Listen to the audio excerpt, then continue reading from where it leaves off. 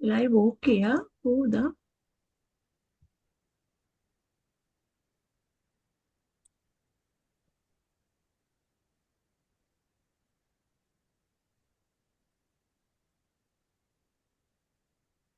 ஓ, வருது லைவ். எல்லோருக்கும் வணக்கம். 2026ஆம் ஆண்டை நாங்கள் ஒரு கனத்த நிகழ்வோடு ஆரம்பிக்க வேண்டியுள்ளது. அஹ், அண்மையில் எம்மை விட்டு பிரிந்த தோழி கலா ஸ்ரீரஞ்சன் பூங்கோதை நினைவு கூறும் நிகழ்வுதான் இன்று. அதற்கு முதல் சென்ற ஆண்டு இலங்கையில் தித்வா புயலால் ஏற்பட்ட பேரணத்தத்தால் உயிர் நீத்த அனைத்து மக்களையும் நினைவு கூர்ந்து கொண்டு அஹ், நாம் இந்த நிகழ்வை அஹ், ஆரம்பிப்போம். அஹ், எல்லோராலும் கலா ஸ்ரீரஞ்சன கலா பூங்கோதை என்று அறியப்பட்ட கலா ஒரு பன்முக ஆளுமை.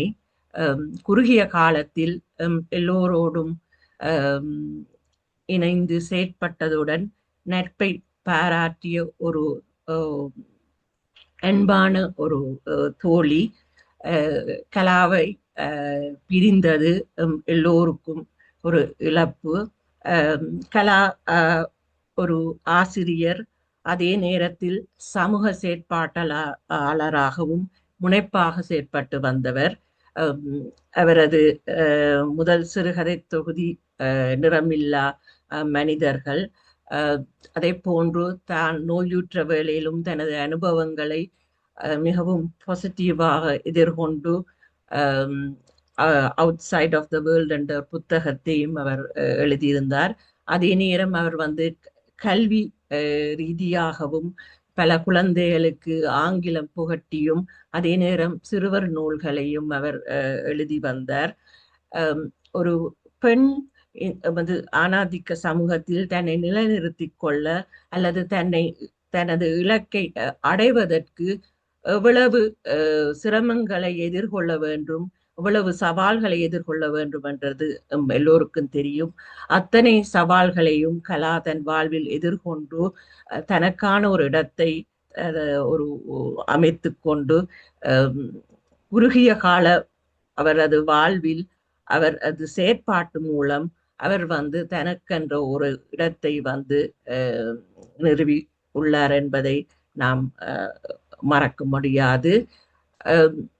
ஒருவர் எழுத்தாளராக அல்லது செயற்பாட்டாளராக தனது பேரை நிலைநிறுத்தலாம். ஆனா ஒரு அன்பான மனிதநேயம் கொண்ட ஒருவராக எல்லோர் நினைவிலும் நிலை கொள்வது எல்லோராலும் எல்லோருக்கும் கைகூடுவதில்லை. அந்த இடத்தை கலா வந்து அடைந்துள்ளார். இன்று நாம் இந்த நிகழ்வை செய்வதற்கு அழைப்பிதழ் அனுப்பும் போதும் எல்லோரும் தங்களது கலாவுடனான தங்களது நினைவுகளை பகிர்ந்து கொண்டார்கள். ஏதோ ஒரு விதத்தில் அவர்களுக்கு கலாவோடு இணைந்து ஏதோ முகம் தெரியாவிட்டாலும் அவர்களுக்கு வந்து ஒரு பிணைப்பு கலாவுடன் இருந்திருக்கிறது. நாம் இந்த நிகழ்வில் கலாவையும் அவரது ஆளுமை பற்றியும் பேசுவோம்.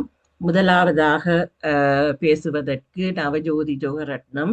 அவர் லண்டனில் இருந்து கலந்து கொள்கிறார். கலாவுடன் பல செயற்பாடுகளில் உடன் இருந்தவர். நவஜோதி. அனைவருக்கும் இனிய வணக்கம், காலை வணக்கம். அதோட இன்று வந்து புதிய ஆண்டில் நாங்கள் பிரவேசித்திருக்கின்றோம்.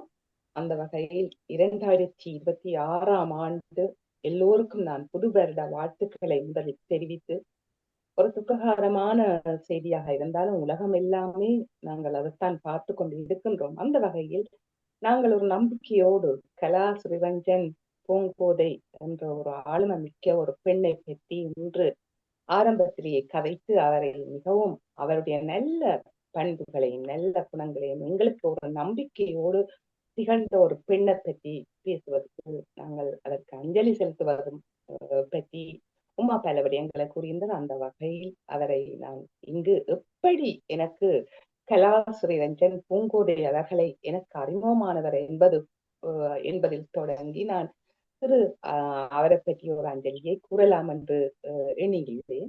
அந்த வகையில் உங்களுக்கு தெரியும், லண்டனில் பிம்பம் நடாத்தும் இலக்கிய கூட்டங்களின் போதுதான் கலாவை நான் முதலிலாக சந்தித்தேன். அவர் முதலில் சந்திக்கும் போதே தன்னை பூங்கோதை என தனது எழுத்துலக பெயரை கூறி தன்னை மிக அழகாக அறிமுகம் செய்து அன்பாக பேசி, அவள் ஒரு அன்பான ஒரு குணம் ஒன்று இருக்கு, கையை பிடிச்சுதான் கதைப்பா, ஒரு அழகு சேர்த்து அந்த பாங்கு என்னை மிகவும் உண்மையாக கவர்ந்தது. அதன் பிறகு தொடர்ந்து பல்வேறு இலக்கிய நிகழ்ச்சிகளின் மூலமாக மட்டுமே எமது உறவு தொடர்ந்து நீடித்தது என்று நான் கூற விரும்புகின்றேன். அவ இலக்கிய விடயங்கள் ஒரு கட்டன் ரைட்டா தான் கதைப்பா. இலக்கிய விடயங்கள் சம்பந்தமான விடயங்கள் தவிர சொந்த விடயங்கள் எதுவும் எமக்கிடையில் பரிமாறப்படுவது இல்லை என்றுதான் சொல்லுவேன். இருந்தும் நான் அவரோட கதைக்க வேண்டி வந்தது என்னன்னு சொன்னால், 2020 செப்டம்பர் மாதம் நான் தொடர்ந்து இப்பொழுதும் தயாரித்து வழங்கும் பாமுகம் டிவியில் மகரந்த சிதறல் நிகழ்ச்சியில் ஒரு நேர்காணலை மேற்கொள்ள வேண்டும் என நான் கேட்டிருந்தேன் அவரிடம்.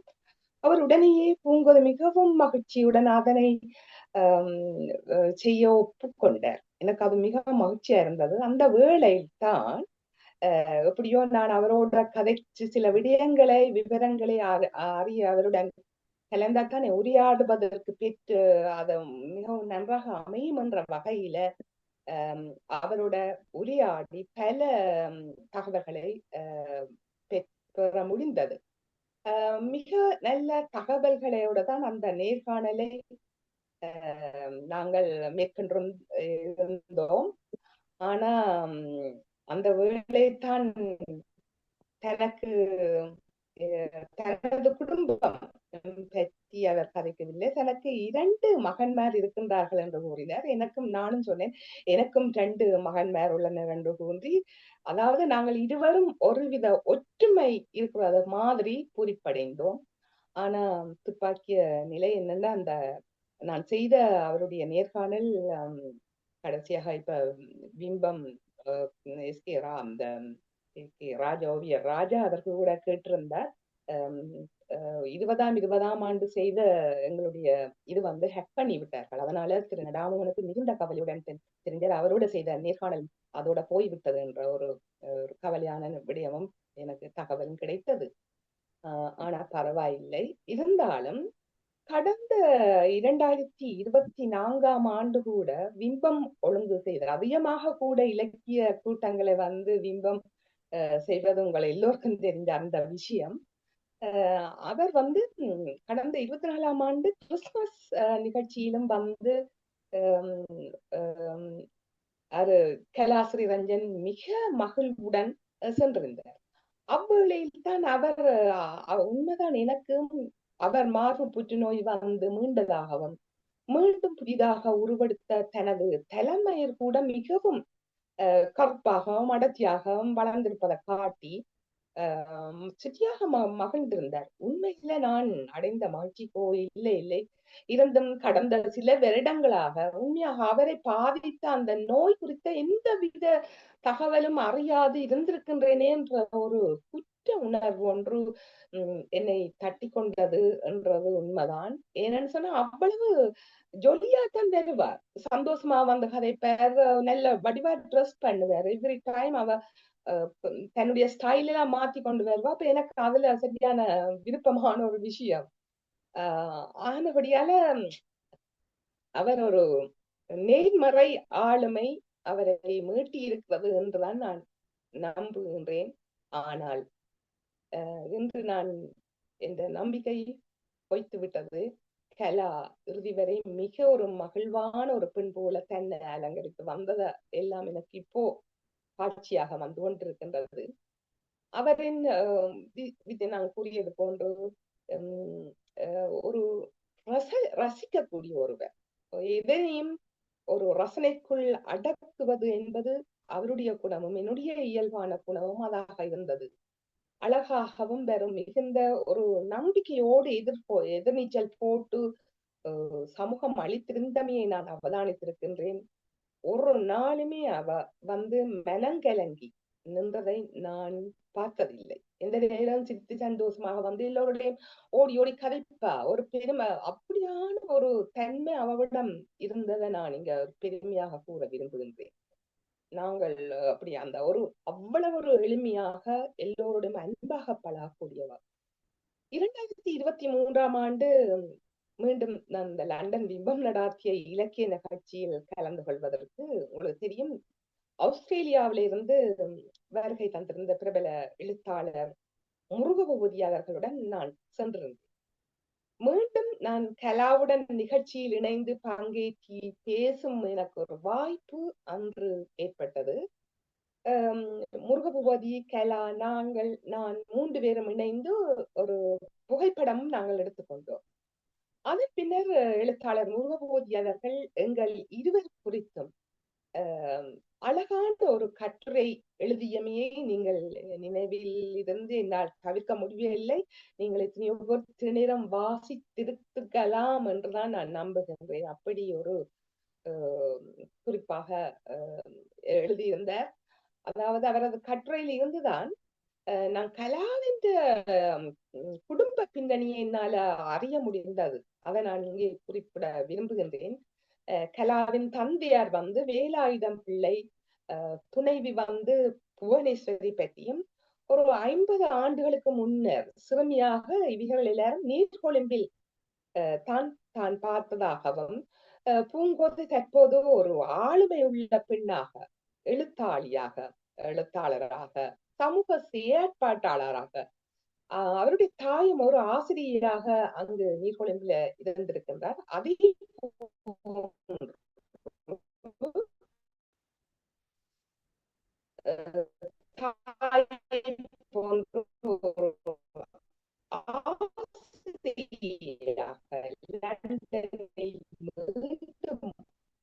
அவர் சந்திப்பதை பற்றி அவர் அந்த கட்டுரையில் குறிப்பிட்ட வரிகள் உண்மையாக என்னை கட்டி வாகன விபத்தில் அகால மரணம் எய்திய அவரது அந்த ஒரு துக்ககரமான செய்தியும் எனக்கு அதை வாசிச்ச போது, அவருடைய கட்டுரையை வாசிச்ச போது எனக்கு உண்மையாக ஒரு அதிர்ச்சியை ஏற்படுத்தியது. இலக்கிய உலகின் மிக நெருக்கமான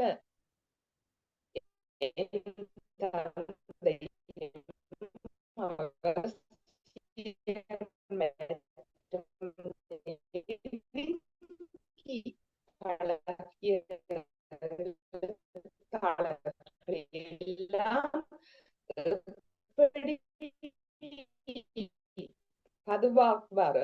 அது எல்லாத்தையும் எழுதி பதிவாக்குகின்ற ஒரு தன்மை முருகபூபதி அவர்களிடம் இருக்கிறதை நான் அவதானித்து வந்திருக்கிறேன். அதே போன்று பூங்கோதை குறித்தும் பல வகையான செய்திகளை உள்ளடக்கி இலக்கிய உலகில் பதிவாக்கிய முருகபூபதி அவர்களின் இதயம் நெகிழ்ந்த அவரது பணி வந்து பாராட்டுக்குரியதாகும் என்பதை 1889ஆம் ஆண்டில் லண்டனுக்கு புலம்பெயர்ந்ததாகவும் பின்னர் தான் அறிய முடிந்தது.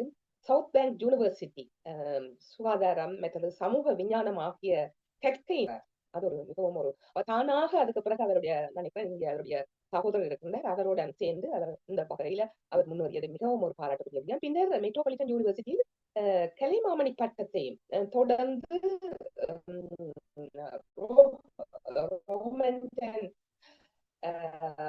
யூனிவர்சிட்டியில் கல்வி கொள்கை சார்ந்து தமது கல்வியை வளர்த்து கொண்ட இருந்தவர் என்று உண்மையாக அது தன்னுடைய ஒரு ஆசிரியர் தொழில இருக்கிறதும் இல்ல, அந்த ஆசிரியர் தொழில எந்த நேரம் வளர்த்து கொண்டிருக்கின்ற அந்த தன்மை இருக்குல்ல சொல்லாமலுக்கு தொடர்ந்தும் அவ அந்த கல்வி விடயங்களில் தன்னை முன்னேற்றி கொண்டிருந்ததை அவதானிக்க முடிந்தது. அது ஒரு மிகப்பெரிய ஒரு விஷயம். இதெல்லாம் எங்களுக்கு ஒரு முன்மாதிரியாக இருக்க வேண்டும். பூங்கோதையின் நிறமில்லாத மனிதர்கள் உமா கூறியிருந்தது போன்று அவருடைய சிறுகதை தொகுப்பு தான் அவருடைய முதலாவது சிறுகதை தொகுப்பு என்று அறிந்தேன். அதன் பின்னர் சிறுகதைகளுடன் அவர் வந்து கட்டுரைகள், மற்றது சிறுவர் இலக்கியம், மொழிபெயர்ப்பு என இவர் இந்த இலக்கிய சேவை மிகவும் விரிந்துள்ளது. இவரது ஒரு குட்டி குரங்கின் கதை என்ற ஒரு சிறுவர் மொழிபெயர்ப்பு கதைக்கு இது 2025ஆம் ஆண்டின் அரசு இலக்கிய விருது கிடைத்திருப்பது வந்து இங்கே குறிப்பிட வேண்டிய ஒரு முக்கிய விடயமாகும் என்றுதான் நான் நினைக்கின்றேன். உண்மையாக அது ஒரு பெரிய விஷயம். 2004ஆம் ஆண்டு ஐரோப்பிய நாடுகளில் உள்ள ஆரோக்கியம் என்கின்ற ஆரோக்கியம் சார்ந்த ஒரு விழிப்புணர்வு நூலையும் அவர் எழுதி வெளியிட்டுள்ளார் என்று அறிய முடிந்தது. அத்தோடு மார்பக புற்றுநோயினால் பூங்கோதை பல சவால்களை எதிர்கொண்டு வந்திருக்கின்றார்.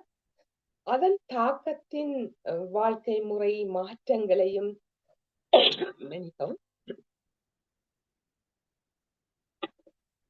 அவர் முகம்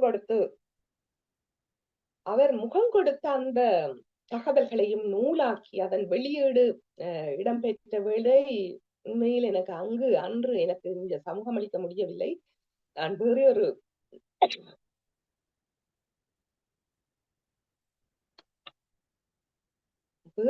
நூல் வெளியீட்டில் நான் பேச வேண்டியிருந்ததால் அங்கு நான் செல்ல முடியவில்லை. இருந்தாலும் நான் அந்த சூழ்நிலை ஏற்பட்டிருந்தது. அந்த வேளையில் மீனாள் நித்யானந்தர் அவர்கள் அந்த நூல் குறித்து ஒரு நல்ல நம்பிக்கையான பல பயனுள்ள கருத்துக்களை முன்வைத்ததாக பின்னால் நான் அறிந்து கொண்டேன். ஆபத்தான தனது மார்பக புற்றுநோயிலிருந்து மிகவும் துணிச்சலுடன் வெற்றிகரமாக மீண்டு வந்த தனது அனுபவங்களை ஆங்கில நூலில் வடித்து காட்டியுள்ளமை உண்மையில் சிறப்பு. உமா கூறியது போன்று the other side of the world, finding light in the darkness of cancer, Kala V Velupillai 2024 சொல்லி இந்த ஆங்கில நூலை தான் வெளியிட்டுள்ளார். மிக அண்மையில் வந்து எனக்கு வேறு ஒரு கட்டுரை ஒன்று எழுதும்படி, அதாவது 2021ஆம் நூற்றாண்டில் எப்படி லண்டனில் இலக்கிய வளர்ச்சி கண்டுள்ளது என்றதை பற்றி ஒரு கட்டுரை ஒன்று என்னை கேட்டிருந்தார்கள். அந்த கட்டுரையில் நான் உண்மையாக லண்டனில் புதிதாக ஆங்கிலத்தில் எழுதுகின்ற நூல்களை பற்றிய ஒரு விவரத்தை நான் அதுல குறிப்பிட வேண்டிய அந்த வித்தியாசமாக நான் அந்த கட்டுரை எழுத வேண்டி வந்தது. ஆனால் நான் டிசம்பர் 6ஆம் தேதி நான் அந்த கட்டுரை எழுதி முடிச்சு விட்டேன் என்றது எனக்கு ஒரு சந்தோஷமாக இருந்தது. அதில் நான் அதாவது இவருடைய இந்த ஆங்கில நூல் பற்றியும் நான் அதில் குறிப்பிட்டிருந்தேன் என்பது எனக்கு இப்பொழுது நினைக்கும் பொழுது சந்தோஷமாக இருக்கிறது. எதுவரையினும் நம்பிக்கையோடு இருங்கள் என்பதை இந்த நூல் வலியுறுத்தி வெளிச்சம் காட்டுகின்றது. அதாவது புற்றுநோய்க்குள்ளான சகல நோயாளிகளுக்கும் உள்ள சோதனைகள், சிகிச்சைகள், அதாவது இன்டென்சிவ் செமியோதெரபி, ஹோமோதெரபி, இன்ஃபியூஷன், இப்படி உங்களுக்கு இதுல சம்பந்தப்பட்டவர்களுக்கு எல்லாம் தெரியுமாக்கா, ஆன்காலஜிஸ்ட், அப்படியான மெடிகேஷன் என்று எல்லா கட்டங்களையும் இவர் தாண்டி இருக்கின்றார். அது ஒரு சவாலான விடயம். இந்த சவாலான நிலையில் என் போராட்டத்தில் எவ்வாறு வெற்றி கண்டேன் என்ற தந்த அனுபவம், புற்றுநோயால் தனிமையில் முடுங்கி கிடக்கும் மற்றவர்களுக்கு உதவும் என்ற நோக்கில் இந்த நூலை தான் எழுதியதாக இந்த நூலில் தெரிவிக்கும் கலா அவர்கள் பெண்களுக்கு மட்டும் அல்ல, தனிமையில் இந்த நோயால் துயருறும் அனைவருக்குமாகவே இந்த நூல் எழுதப்பட்டிருக்கின்றது என்று கூறுகின்றார். தனது அனுபவங்களை நூலில் வடித்து வெளியில் வந்திருக்கும் கலாவின் அனுபவ குறிப்புகள் பாராட்டக்கூடியன, நம்பிக்கை உடையன, புத்துணர்ச்சியையும் ஏற்படுத்தும் இந்நூல் தமிழ் பெண்ணான கலா அவர்கள் எதிர்கால நோக்கோடு ஆங்கிலத்தில் விவரித்திருப்பது எல்லோருக்கும் பயனுள்ளதாகும் என்று நான் அந்த கட்டுரையில் அந்த எழுத்தாளர் அந்த கட்டுரையில் குறிப்பிட்டிருந்தேன். ஆனால் கலாவின் குரலை நான் இறுதியாக இதுனா 2025ஆம் ஆண்டு. அதுல ஸ்ரீரஞ்சனி அவர்கள் எல்லோரும் நீங்கள் எல்லாரும் சிலர் இருந்திருப்பீர்கள். ஆகஸ்ட் மாதம் 31ஆம் தேதி ஞாயிற்றுக்கிழமை கேட்டிருந்தேன். அதாவது ஈழத்து பெண் எழுத்தாளர்கள் பல நாடுகளிலும், அதாவது இலங்கை, இந்தியாவில் ஒன்று கூடிய வேளையில் அவர் தனது கருத்தை முன்வைத்து பேசிய போதுதான் அவர் தனக்கு ஒரு சிறிது ஜலதோஷம் இருப்பதாக சாதாரணமாக தான் கூறியிருந்தார். அங்கிருந்த பெண்கள் நாங்கள் வெறுமே இத்தகைய ஒரு கொடுமையான செய்தி காத்திருக்கின்றது என்று நாங்கள் யாருமே எதிர்பார்க்க இல்லை. மார்கழி 8ஆம் தேதி என் வாழ்வின் முக்கிய தினமாக கடந்த 30 வருடங்களாக என் இதயத்தால் வழிபடும் ஒரு நாள்.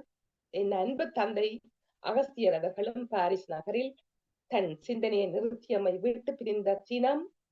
அவருடைய அஸ்தி என்றும் பேலாஜியஸ் உங்களுக்கு தெரியும், பாரிஸில் இருக்கின்றவர்களுக்கு அங்கு பாதுகாக்கப்படுகின்றது. அகஸ்தியரின் பேச்சியான சுஜினா பாரிஸ் என்று அவரில் சிறந்துக்கு செய்தியை அவர் அன்றே எனக்கு அறிய தந்தார். வாரிசுகள் ஒன்று இருக்குது என்று மிகவும் மகிழ்ந்தேன். அடுத்த செய்தி ஹாலண்டில் இருந்து எனது நண்பியும் எழுத்தாளருமான பவானியிடம் இருந்து வந்தது. அன்றைய தினமான டிசம்பர் 8ஆம் தேதி கலாவின் சிந்தனையும் நிறுத்தப்பட்டு எம்மை விட்டு பிரிந்த சோகமான செய்திதான் அது. உண்மையில் அதிர்ந்து போனேன். என்னை சற்று உலுப்பியே விட்டது. என் வாழ்வின் அன்பான இலக்கிய நம்பியாக திகழ்ந்த பூங்கோதை என்ற எழுத்தாளர் கலாவும் என் நெஞ்சில் என்றும் இருப்பார். அவரின் நல்ல நினைவுகளோடு வாழ்க்கைய நம்பிக்கையோடு முன்னெடுப்போம். இதுவும் கடந்து போகும். நன்றி. எனக்கு இத்தகைய வாய்ப்பளித்த உமா மற்றும் எல்லோருக்கும் எனது ஆழ்ந்த நன்றியை தெரிவித்து விடைபெறுகிறேன். நன்றி, வணக்கம்.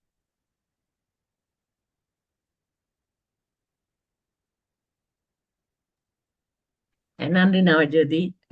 கலாவுடனான உங்களது அனுபவத்தை பகிர்ந்து கொண்டீர்கள். கலா எல்லோருடனும் அன்பாக பழகிய ஒருவர். இந்த பெண்கள் சந்திப்பு நாங்கள் ஜூமினூடாக நிகழ்ச்சிகளை நடத்த ஆரம்பித்த முதல் நிகழ்ச்சியிலே நான் கலாவை தொடர்பு கொண்டு பெண்கள் எதிர்கொள்ளும் மன உளைச்சல் பற்றி பேச கேட்டேன். நீண்ட நேரம் என்னுடன் உரையாடிய பின்பு ஒத்துக்கொண்டு இந்த நிகழ்ச்சியில் பேசினார். பல நிகழ்ச்சிகளிலும் மோடு இணைந்து இதே இந்த ஜூம் அரங்கிலும் மோடு இருந்த ஒரு தோழியைத்தான் நாங்கள் இன்று இழந்துள்ளோம். கலாவை பற்றி பேசுவதற்கு அடுத்து மாதவி சிவலீலன். இவரும் கலாவுடன் நீண்ட நாட்களாக இணைந்து பயணித்த ஒரு தோழி. மாதவி. எல்லோருக்கும் வணக்கம். கலாவை பற்றி நான் நினைக்கின்ற போதெல்லாம் எங்கு போனாய் என்ற ஒரு கேள்விக்குறிதான் என்னோடு சேர்ந்து இருக்கின்றது. எப்பவும் பழகுகின்ற போது ஒரு பாசிட்டிவ் எனர்ஜியை எங்களுக்குள்ளேயும் விதைத்தபடி, சிரித்தபடி, அந்த குழி விழுந்த சிரிப்போடு எங்களுடைய வலம் வந்த ஒரு இலக்கிய ஆளுமை, ஒரு பிரகாசித்து கொண்டிருந்த ஒரு 4 வருடங்களாக மிகவும் ஒரு சுடர் விட்டு பிரகாசித்து கொண்டிருந்த ஒரு இலக்கிய ஆளுமை திடீரென்று எங்களிடமிருந்து இல்லை என்கின்ற போது உண்மையிலேயே மிகவும் கவலையாக இருக்கின்றது. கலாவை பற்றி ஆரம்பத்தில் இருந்து சொல்லுகின்றது என்று சொன்னால், இலக்கியத்துக்கு அப்பாலே நல்லதொரு அம்மாவாக, நல்லதொரு சகோதரியாக, நல்லதொரு மகளாக அவ வாழ்ந்திருக்கின்றார். ஏனென்றால் கலாவுக்கு 10 வயதிலே அம்மா இல்லாது போன அந்த துயரினை தன்னுடைய பிள்ளைகளுக்கு முழுமையாக அந்த அன்பினை கொடுக்க வேண்டும் என்று அடிக்கடி சொல்லிக் கொள்வார். அதாவது தனது 2 ஆண் குழந்தைகளுக்கும் தான் அம்மாவாக முதலிலே இருக்க வேண்டும், தனக்கு கிடைக்காத அந்த அன்பும் ஆதரவும் அந்த பிள்ளைகளுக்கு கொடுக்கணும், அக்கறையா இருக்க வேணும் என்று இப்போதும் சொல்லுகின்ற அந்த வார்த்தைகள் உண்மையிலேயே அந்த பிள்ளைகளை அவ எவ்வளவுக்கு நேசித்தார் என்பதனை எல்லா தாய்மாரும் அப்படித்தான் பிள்ளைகளோடு. ஆனாலும் அந்த கலா சொல்லுகின்ற போது அந்த அந்த வலி, அம்மா இல்லை என்கின்ற வலி அவளுக்கு நிரந்தரமாகவே இருந்திருக்கிறது. அடுத்ததாக நல்லதொரு தோழி. யாரை கேட்டாலும் சொல்வார்கள், கலா எனக்கு நண்பி, என்னுடைய தோழி, என்னுடைய நட்பு வட்டாரத்தில் இருந்தவள் என்று. இலக்கியங்களுக்கு அப்பாலேயும் அவள் அப்படித்தான் இருந்தாள். அவருடைய நெருங்கிய தோழியோரால் கௌரி அவ சொல்லுவா என்னன்னு சொன்னால் அவன் அம்மா இறந்ததுக்கு பிறகு தங்களுடைய பாடசாலையில வந்து அவள் சேருகின்ற போது ஒரு கலா தும்மின போது தான் ஒரு ஹேங்கர்சீஃப் கொடுத்தனான் அதனை கலா லண்டன் மட்டும் கொண்டு வந்து பாதுகாத்து வைத்திருந்தவர் சொல்லி அதை வந்து தன்னுடைய அந்த ஒரு தாயினுடைய பரிவோடு தன்னுடைய தோழி தந்ததாக சொல்லுகின்ற அந்த அந்த அந்த சின்ன சின்ன சம்பவங்களை அந்த நட்பினை அந்த நன்றியினுடைய உணர்வு தான் அவருடைய எழுத்துக்களினூடாகவும் நான் பார்த்திருக்கின்றேன். அதே மாதிரி ஒரு உலகளாவிய ரீதியிலே அவருக்கு நிறைய நட்புகள் இருக்கின்றது, நிறைய ஒரு அன்பு இருக்கின்றது. அவளை போற்றுகின்ற, அவளை வாழ்த்துகின்ற, அவள் நல்லா இருக்க வேண்டும் என்று சிந்தித்த பலரை எனக்கு தெரியும். அப்படிப்பட்ட ஒரு ஜீவன் திடீரென்று எங்களிடையே இல்லை என்றது. ஏனென்றால் நான் ஃபேஸ்புக்கில் தான் பார்த்தேன் கலா வந்து தான் ஹாஸ்பிட்டலில் அட்மிட் ஆகியிருக்கிறேன் என்று. ஒரு 2-3 நாளைக்கு பிறகு நான் மெசேஜ் போடிக்க தான் தன்னாலே பேச முடியாமல் இருக்கிறேன். அடிக்கடி இல்லை என்றாலும் இடைக்கிடையிலே நான் அவளோடு அந்த குறுஞ்செய்திகள் கூடாகத்தான் அவளோடு தொடர்பு கொண்டிருந்தேன். அப்ப எல்லாம் சொல்லவே இல்லை. இவ்வளவு ஆழமை இருந்து எங்களுக்கெல்லாம் ஒரு எப்பவுமே அந்த ஒரு பாசிட்டிவை தந்து கொண்டிருந்த பிள்ளை தன்னுடைய துயரை எங்களோடு பகிர்ந்து கொள்ள அந்த அந்த வலியை எங்களுக்கு தரக்கூடாது என்று அவன் நினைத்திருக்கின்றான். ஒரு 2 கிழமைக்கு முதல் நானும் அவவும் ஒரு திருமண விழாவில் எடுத்துக்கொண்ட ஒரு புகைப்படத்தை அனுப்பி, அதுதான் நான் கடைசி அவளை சந்தித்தது ஆகஸ்ட்ல. அந்த படத்தை அனுப்பி, மாதவி இது உங்களுக்கு மட்டும் என்று சொல்லி அனுப்பி இருந்தான். நல்ல ஒரு அழகிய ஒரு படம் ஒன்று. அதுக்கு பிறகு எந்த இதுவும் இல்லை. பிறகு அந்த மரண செய்தி மட்டும்தான் எனக்கு கிடைக்கக்கூடியதாக இருந்தது. உண்மையிலே கலாவினோடான தொடர்பு எனக்கு இந்த மறுநிர்மாண அமைப்பு கொண்டு வந்த தமயந்தி சைமனுடைய 7 கடற்கணிகள் நூல் வெளியீட்டு விழாவிலே அவ கோஸ்டாக வந்திருந்தால் நான் பேச்சாளராக இருந்தேன். அன்றுதான் எனக்கு கலா அறிமுகமான. அதுக்கு பிறகு என்னுடைய நண்பியினுடைய ஒரு பர்த்டே பார்ட்டியிலே சந்தித்து அதுக்கு ஒரு இலக்கிய தொடர்பாடல் மட்டும் இருந்த ஒரு இடத்திலே தமிழ் பெண்கள் அமைப்பின் ஊடாக நடத்திய ஒரு நிகழ்வொன்றுக்கு அவரை பேச்சாளராக நான் அழைத்திருந்தேன். அப்போதுதான் அவருடைய முதலாவது ஹியூமோ முடிச்சு அவ இருந்தா. அப்பா சொன்னா, மாதவி நான் ஒருத்தருக்கும் சொல்லவில்லை, எனக்கு இப்படி ஒரு சிச்சுவேஷன்ல இருக்கிறேன், அதனாலே நான் கலந்து கொள்ள முடியாது. நான் பிறகு இதுல இருந்து முழுமையாக விடுபடுகின்ற போது மற்றவர்களுக்கு சொல்லுகின்றேன் என்று. கலாக்கு அது ஒரு நம்பிக்கையாக இருந்தது. அதாவது தான் சொன்ன வார்த்தையை நான் மீறாமல் ஒருவருக்குமே சொல்லாமல் அந்த ரகசியத்தை நான் பேணினேன் என்ற ஒரு அந்த நட்பின் மீது கொண்ட ஒரு நம்பிக்கையோடு அதுக்கு பிறகு கலா நீண்ட உரையாடல்களை என்னோடு நிகழ்த்தி இருக்கின்றார். இதுல விஜய் இருக்கிறா, உமா இருக்கிறா தெரியும். நாங்கள் பெண்கள் இந்த இலக்கிய சந்திப்புக்கு வந்த போது கலா என்னோடு தான் பயணமானார்.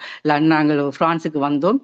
முதல் விஜய் வீட்டில் இருக்கிறதாக முடிவெடுத்தோம். பிறகு என்னுடைய சிஸ்டர் ஒரு 5 minutes வாக்கிங்ல வீடு இருக்கிறவர்கள் நாங்கள் அந்த என்னோடையே திரும்பி வந்து அந்த பயணமும் அங்கே நடந்த உரையாடல்களும் எங்களுடைய அந்த ஒரு நட்பினுடைய ஒரு நெருக்கத்தினை அது ஏற்படுத்தியதாக தான் நான் கருதுகின்றேன். அடுத்ததாக லண்டன் தமிழ் பெண்கள் அமைப்பினுடைய நூல் விமர்சனத்திலே கலாவினுடைய நிறமில்லாத மனிதர்கள் என்ற நூலினை விமர்சனம் செய்கின்ற பொறுப்பும் எனக்கு தந்திருந்தார். அந்த நூலினை நீங்க பார்க்கின்ற போது பார்க்கலாம், ஒரு சாதாரண மனிதர்களை, ஒரு சமூகத்திலே இருக்கிற மனிதர்களுடைய வாழ்க்கையிலே நடக்கின்ற பிரச்சனைகளை, ஒரு பாலியல் துன்புறுத்தல்களை, இல்லை ஆணாதிக்க சமுதாயத்தினை, அல்லது ஒரு பிள்ளை வளர்ப்பினை, இல்லை கடனோடு போராடுகின்ற மனிதர்களை எல்லாம் பதிவு செய்கின்ற ஒரு ஒரு அந்த மொழி நடை, அவ்வளவு அந்த சிறுகதை மொழி நடை என்பது ஒரு ரசிக்கக்கூடிய அவருடைய பேச்சிலேயும் அது இருக்கும். அந்த ரசனைக்குரிய ஒரு பேச்சாக நான் பார்த்த அதனை அந்த நூலினூடாக காணக்கூடியதாக இருந்தது. அந்த ஒரு எழுத்தினை எங்களுக்கு இடையிலே விதைத்து விட்டு ஒரு மனிதர்களை இப்படித்தான் பார்க்க வேண்டும் என்ற பார்வையினை தந்ததாக நான் அந்த நூலினை கருதுகின்றேன். அடுத்ததாக அந்த கேன்சர்ல இருந்து விடுபட்டு அது பற்றி தான் சொல்ல வேணும் என்று the other side of the world என்று சொன்ன அந்த இங்கிலீஷ்லேயே வந்த அந்த புத்தகத்திலே தன்னுடைய அனுபவங்களை மற்றவர்களுக்கு சொல்லி அவர்களும் அதிலிருந்து விழிப்புணர்வு பெற்று இந்த சமூகத்திலே வாழ வேண்டும் என்ற ஒரு கருத்தினைத்தான் அவங்க முன்வைத்திருந்தார். அதில் அந்த புத்தகத்தை விற்ற பணம் அவ்வளத்தையும் அந்த கேன்சர் ரிசர்ச்சுக்காகவே கொடுத்து விட்டார். அந்த பணத்துக்கு தான் பெற்றுக்கொள்ளாமல் அந்த ரிசர்ச்சுக்கு அந்த பணத்தை கொடுப்பதன் மூலம் எப்பவும் கலாமினுடைய சிந்தனை எப்பவும் தான் எல்லா வகையிலும் மற்றவர்களுக்கு தேவையான ஒருவராக, உதவி செய்கின்ற ஒருவராக இருக்க வேண்டும் என்ற ஒரு நல்ல ஒரு சிந்தனை அவளிடம் எப்பவும் இருந்திருக்கிறது. எந்த வகையிலே நான் மற்றவர்களுக்கு உதவி செய்யலாம், எப்படி செய்யலாம் என்றதனை நான் பல சந்தர்ப்பங்களிலே பார்த்திருக்கின்றேன். ஏன்னா இந்த ஸ்ட்ரீம் எஜுகேஷனால இங்கிலீஷ் படிப்பித்திருக்கின்றார். ஏஐ மூலம் அந்த புகைப்படங்களை தயாரித்து அதனை அந்த சிறுவர் இலக்கியங்களுக்கு கொடுத்திருக்கின்றார். அந்த ஏஐயை தொடங்கின காலத்திலே ஒரு அந்த படங்களை ஏஐ மூலம் செய்து கொடுத்ததனாலே நிறைய விமர்சனத்துக்குட்பட்டிருக்கிறார். பலர் பேசியிருக்கிறோம். அதாவது இயல்பாக படம் வரைகிற தன்மையில இருந்து விடுபட்டு இது ஒரு ஆர்டிபிஷியல் என்று சொல்ற அந்த விஷயம் பற்றி என்னோட கேட்டிருந்தார். மாதவி அது பிழையா என்று சொல்லி. அது நாங்கள் இப்போவோ டெக்னாலஜியில எவ்வளவு வளர்ந்து கொண்டு இருக்கிறோம், இது நாங்கள் அக்செப்ட் பண்ண வேணும் என்று. அப்ப அந்த நிலைமை இப்ப எங்களுக்கு அவர் தொடங்கின காலத்திலிருந்து இன்று எவ்வளவுத்துக்கு அது முன்னேறி வந்திருக்கின்றது. அந்த ஆரம்ப நிலையிலே அந்த ஏஐ மூலம் அவர் நிறைய அந்த சிறுவர் இலக்கியங்களுக்கு, அந்த சின்ன சின்ன குட்டி கதைகளுக்கு அந்த படங்களை வரைகின்ற ஒருவராக இருந்திருக்கின்றார். அப்படி அந்த இங்கிலீஷ் டீச்சரா இருந்தபடியினாலே, அதாவது பிரைமரி ஸ்கூல் டீச்சர் என்கின்ற காரணத்தினாலே எங்களுடைய தமிழ் பெற்றோர்களுக்கும் தமிழ் பிள்ளைகளுக்கும் பல்வேறு வகையில உதவி செய்திருக்கின்றார். அதாவது ஒரு சட்ட சிக்கல்களாக விசா பிரச்சனையோடு இருக்கிறவர்கள் எல்லாம் கூட்டிக் கொண்டு வீட்டுல வைத்து அவர்களுக்கு ஆலோசனைகள் வழங்கி கைட் பண்ணி அப்படியான செயற்பாடுகளையும் செய்திருக்கிறார். இல்ல சமூகத்தில இருந்து விடுபட்டு ஒரு விலகி போகிற இளம் பிள்ளைகளை இழுத்து பிடித்து அவர்களுக்கு அட்வைஸ் கொடுத்து அவர்கள் இந்த சமூகத்திலே நல்லவர்களாக வாழ்றதுக்கு ஒரு வழியினை அமைத்து கொடுக்க வேண்டும் என்ற சிந்தனை கூடி கலாவிடம் இருந்திருக்கிறது. அது பற்றியும் அவர் உரையாடி இருக்கின்றார். பல இடங்கள்ல இப்படியான பிரச்சனைகள் இருக்கிறது, நான் அவர்களுக்கு அட்வைஸ் பண்ணி இருக்கிறேன், இப்படி நான் வழிகாட்டி இருக்கிறேன் என்று அந்த பெற்றோர்கள் கலாவிலே எப்பவும் நன்றியுடையவர்களாக இருக்கிறார்கள். இப்போதும் அவர்கள் அதனை அவர்கள் பகிர்ந்து கொள்கின்ற தன்மையினை நான் காணக்கூடியதாக இருக்கின்றது.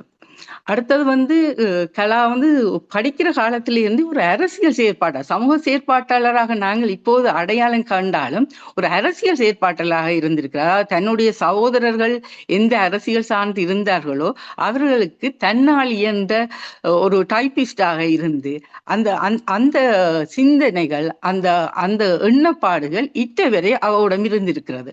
அதாவது அவர்கள் சார்ந்த அரசியலோடு தன்னை இணைத்து கொண்டு செயற்படுகின்ற தன்மையை நான் கலாவில் பார்த்திருக்கிறேன். அடுத்ததாக கலாவுக்கு நீண்ட பயணங்கள் பிடிக்கும். அதாவது ஒரு லாங் ட்ரிப் போறது என்றால் அவருக்கு சரியான சந்தோஷம். அது நீங்கள் பார்க்கலாம். அண்மை காலத்துல அவர் நிறைய நாடுகளுக்கு சென்று வந்திருந்தார். முதலாவது ட்ரீட்மெண்ட்ல இருந்து விடுபட்ட பிறகு ஸ்ரீலங்கா போய் வந்திருந்துட்டு சொன்னா மாதிரி நான் ஸ்ரீலங்கா போனேன், நான் எனக்கு பெரிய சந்தோஷமா இருக்கலாம், நீங்கள் அப்படி வெளிக்கிட வேணும் என்று சொல்லி. ஆனால் அதனை அவ பிறகு தன்னுடைய அவருடைய நண்பிகளோடு கதைத்தாலும் அவர்கள் சொல்வார்கள் அவருக்கு டிரைவிங் கார்ல லாங் ட்ரிப் போறது சரியான விருப்பம் உண்டு. அதே மாதிரி அவர் நாடுகளாகவும் சென்று தன்னுடைய அந்த பயண அனுபவங்களை சிறு சிறு குறிப்புகளாக எழுதுகின்ற தன்மை அவளிடம் இருந்திருக்கின்றது. உண்மையிலே கலாவினுடைய உலகம் ஒரு அன்பு சூழ்ந்த ஒரு உலகமாகத்தான் இருந்திருக்கின்றது. மற்றது இப்ப அண்மையிலே கலாவினுடைய மரணத்தின் பின்னர் அவருடைய சைல்ட்ஹுட் ஃப்ரெண்ட்ஸ் எல்லோரும் சேர்ந்து, சாவச்சேரி ஹிந்து காலேஜ் ஃப்ரெண்ட்ஸ் எல்லோரும் சேர்ந்து ஒரு பிரார்த்தனையையும் அஞ்சலி கூட்டத்தினையும் நிகழ்த்தி இருந்தார்கள். அன்று அவர்கள் ஒவ்வொருத்தரும் கலாவினுடைய சிறு பிராயத்து அனுபவங்களையும் அவருடைய அன்றைய படிக்கின்ற காலத்து ஆளுமையை பற்றியும் பலரும் பல விதமாக அவர்கள் உரையாடி இருந்தார்கள். மற்ற எப்பவும் ஒரு நகைச்சுவை உணர்வு இருக்கும். அதாவது தன்னுடைய துன்பத்தை கூட ஒரு நகைச்சுவையாக கொண்டு, நீங்க ஃபேஸ்புக்ல நீங்க பார்த்தீர்கள்னா தெரியும், காதோடு தான் நான் பாடுவேன் என்று சொல்லி அந்த ஒரு குறிப்பொன்று எழுதியிருப்பார். அப்பொழுது அவளுடைய அந்த குரல் போய்விட்டது. அப்ப தனக்கு அந்த வாய்ஸ் பெரிதாக வருவதில்லை என்பதனை அதை ஒரு சோகமாக சொல்லாமல் ஒரு நகைச்சுவை உணர்வோடு எழுதுகின்ற அந்த தன்மை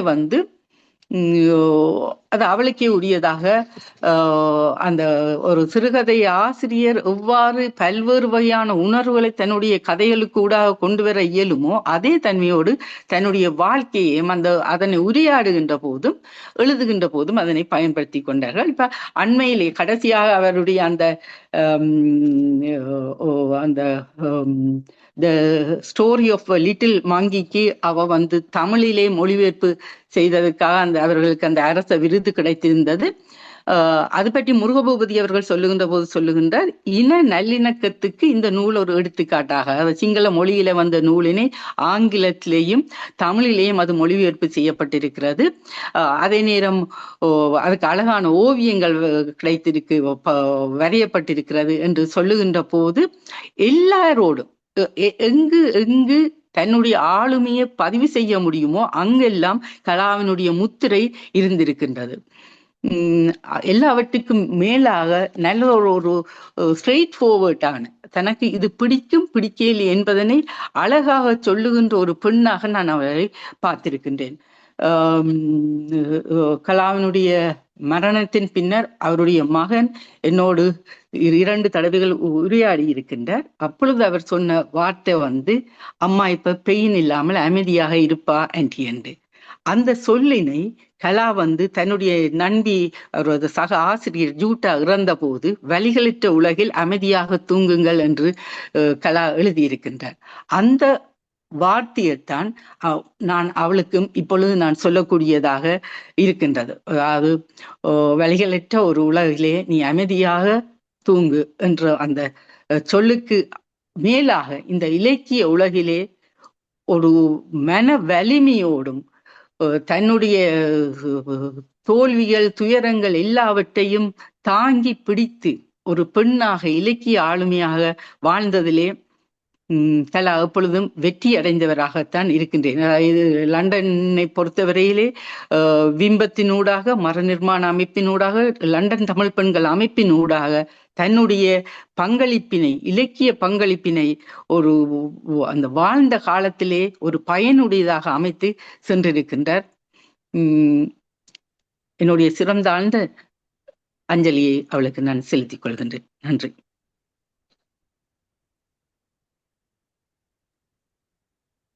நன்றி மாதவி. நாங்கள் கலாவின் இழப்பை போல் அவளது வாழ்வையும் நாங்கள் கொண்டாடி கொண்டுதான் இருக்கிறோம், கொண்டாடி கொண்டு இருப்போம். அடுத்ததாக ஸ்ரீரஞ்சனி கனடாவிலிருந்து கலந்து கொள்றார். கலாவுடனான இலக்கிய பணிகளில் அவருடன் தன்னை ஈடுபடுத்தி கொண்டு இருந்தவர். கலா பற்றின தனது நினைவுகளையும் உடன் பகிர்ந்து. அனைவருக்கும் என் அன்பான வணக்கம். முதலில் கலா பற்றிய சில நினைவுகளை பகிர்ந்து கொள்றதுக்கான ஒரு சந்தர்ப்பத்தை தந்ததுக்கு உமா உங்களுக்கு என்ன நன்றி. ஆனால் மாதவியும் நவஜோதியும் கதைச்சா போல கதைக்கிறதுக்கு நான் திருப்பி சில விஷயங்களை சொல்ல போறேனான்ற ஒரு தயக்கம் இருக்குது. அவர்கள் எல்லாம் 2 பேரும் நேரடியாக பழகினவர்கள். எனக்கு கலாவை ஒரு நாளுமே நான் கண்டதில்லை. இருந்தாலும் நான் எந்த பார்வையில் சில விஷயங்களை சொல்ல முற்படுகிறேன். கலாவின் நினைவு கூறல நானும் கலந்து கொள்ளுவேனென்றோ அல்லது 1-2 வருடங்கள் மட்டுமே என்னுடன் தொடர்பில் இருந்த முகம் தெரியாத கலாவின் இழப்பு என்னை பாதிக்கும் என்றோ நான் கனவு கூட கண்டிருக்க மாட்டேன். 2 வருஷங்களுக்கு முன்பாக இலங்கை தமிழ் மாணவர்களின் வாசிப்பு திறனை மேம்படுத்துவதற்காக ஸ்டெம் கல்வி என்ற அமைப்பு முன்னெடுத்திருந்த செயல் திட்டத்துக்காக சிறுவர் நூல்களை எழுதின காலத்துல வாசிப்பை கற்பிப்பது பற்றி எங்களுக்கு இடையே உருவான முரணுடன் தான் கலாவுக்கும் எனக்கும் இடையேயான உறவு ஆரம்பித்திருந்தது. ஆனால் மிக விரைவிலேயே அது அன்பான ஒரு உறவாக பரிணமித்திருந்தது. சூமில் நடந்த என்னுடைய நூல் வெளியீட்டிலே கலந்து அவர் சிறப்பித்திருந்தார். பின்னர் என் தங்கச்சி மறைந்த போது அதை விளங்கி அவ ஆதரவாயிருந்திருக்கிறார். அப்படியாக கலாவுடனான உறவு ஒரு நெகிழ்வான உறவாக எனக்கு இருந்திருக்கிறது. என்னுடைய அம்மாவும் அப்பாவும் நீர்கொழும்பில் தான் கற்பித்திருந்தனர். அவர்களின் மாணவரான எழுத்தாளர் முருகவதி கூடாக கலாவின் அம்மாவும் நீர்கொழும்பில் படிப்பித்திருந்தார் என்றும் அவவின் மறைவின் பின் கலாவின் குடும்பம் தென்மராட்சிக்கு சென்றிருந்தது என்றும் அறிந்திருந்தேன். அதற்கு பின் சிறு வயதிலேயே தாயை இழந்த அந்த வலியை பற்றி நகைச்சுவையையும் குலைத்து கலா எழுதிய பதிவுகளை பார்த்தபோது அதுக்குள் இருந்த வேதனையை உணர்ந்திருக்கிறேன். மார்பக புற்றுநோய்க்கான சிகிச்சை நடந்து கொண்டிருந்த காலங்களில் அது பற்றி கலா ஃபேஸ்புக்கில் நேர்வயமான சிந்தனைகளுடன் பகிர்ந்து கொண்டிருந்த போது வாழ்வின் மீதான அவரின் பிடிப்பையும் நம்பிக்கை நிறைந்த பார்வையையும் பார்த்து வியந்து போயிருக்கிறேன். பின்னர் மார்பக புற்றுநோயினால் எதிர்கொள்ள வேண்டியிருந்த வாழ்க்கை முறை மாற்றங்களுக்கும் சோதனைகளுக்கும் தான் எப்படி வெற்றிகரமாக முகம் கொடுத்தேன் என்பதை கூறும் the other side of the world, உலகின் மறுபக்கம் என்ற ஆங்கில நூலையும் வெளியிட்டிருந்த போது அவர் மேலான மதிப்பு எனக்கு மிகவும் அதிகரித்திருந்தது.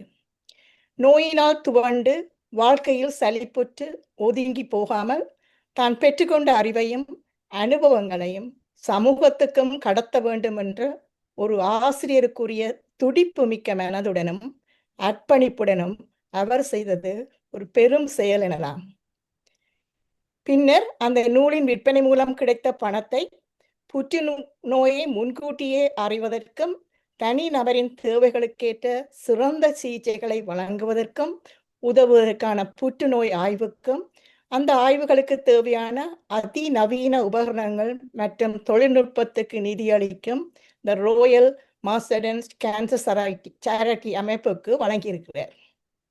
இந்த அதர் சைட் ஆஃப் த வேர்ல்டின் தமிழ் வடிவத்தை எழுதுவதற்காக திட்டமிட்டிருந்தார். அதற்கு இலங்கையில் உள்ள புற்றுநோய் அமைப்பொன்று நிதியளிக்கவும் முன்வந்திருந்தது. ஆனால் அதுக்கு முன்பாகவே இயற்கை அவரை கவர்ந்து சென்றிருக்கிறது.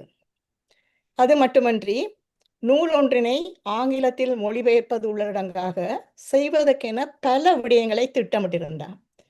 சமூகத்துக்கு நல்லது செய்பவர்களை ஏன் இந்த பிரபஞ்சம் இப்படி தனக்குள் மிக வேகமாக எடுத்துக்கொள்கிறது என விளங்குவதே இல்லை. ரேடியேஷன் நடந்து கொண்டிருக்கு, பெரிய ஒரு சர்ஜரிக்கா போறேன், உங்களோட பிரார்த்தனையில என்னையும் இணைத்துக் கொள்ளுங்களக்கா என்று கலா எழுதிய கடைசியாக செய்தி கிடைத்த போது உறுதியான மனத்தையும் அர்ப்பணிப்பு மிக்க சமூக சேவையும் செய்கிற உங்களுக்கு எந்த தீங்கும் வராது, உங்களோட பிரபஞ்சம் கைவிடாது, நான் நிச்சயமாக பிரார்த்திப்பேன் என எழுதியிருந்தேன். எப்படி இருக்கிறீர்கள் என தொடர்ந்து கேட்டுக்கொண்டிருப்பது கலாவுக்கு விருப்பமில்லை என்பது தெரிந்திருந்ததாலும் நான் என்றாலும் அப்படித்தான் செய்வேன் என உணர்ந்து கொண்டதாலும் கலாவின் பதிலுக்காக காத்திருந்தேன். ஆனால் தாங்குனா துயர் இது. டிசம்பர் 9ஆம் தேதி காலை 5:30 மணி அளவில் எனக்கு விழிப்பு வந்துவிட்டது. எழும்பினவுடன் போனை பார்க்கக்கூடாது என்று எவ்வளவுதான் உறுதி எடுத்துக்கொண்டாலும் செய்கையில் அது நிகழ்வதில்லை. போனை கையில் எடுத்ததும் அது கலாவின் மறைவைத்தான் பறைசாற்றி நின்றது. நம்பவே முடியவில்லை. என் உடல் நடுங்கியது. இதுவரை அவருக்கு இறுதி மரியாதை நிகழாமல் இருப்பதும் கூட கலா இல்லை என்பதை நம்ப விடாமலே செய்கிறது. கூட வேலை செய்பவர்கள் போன்ற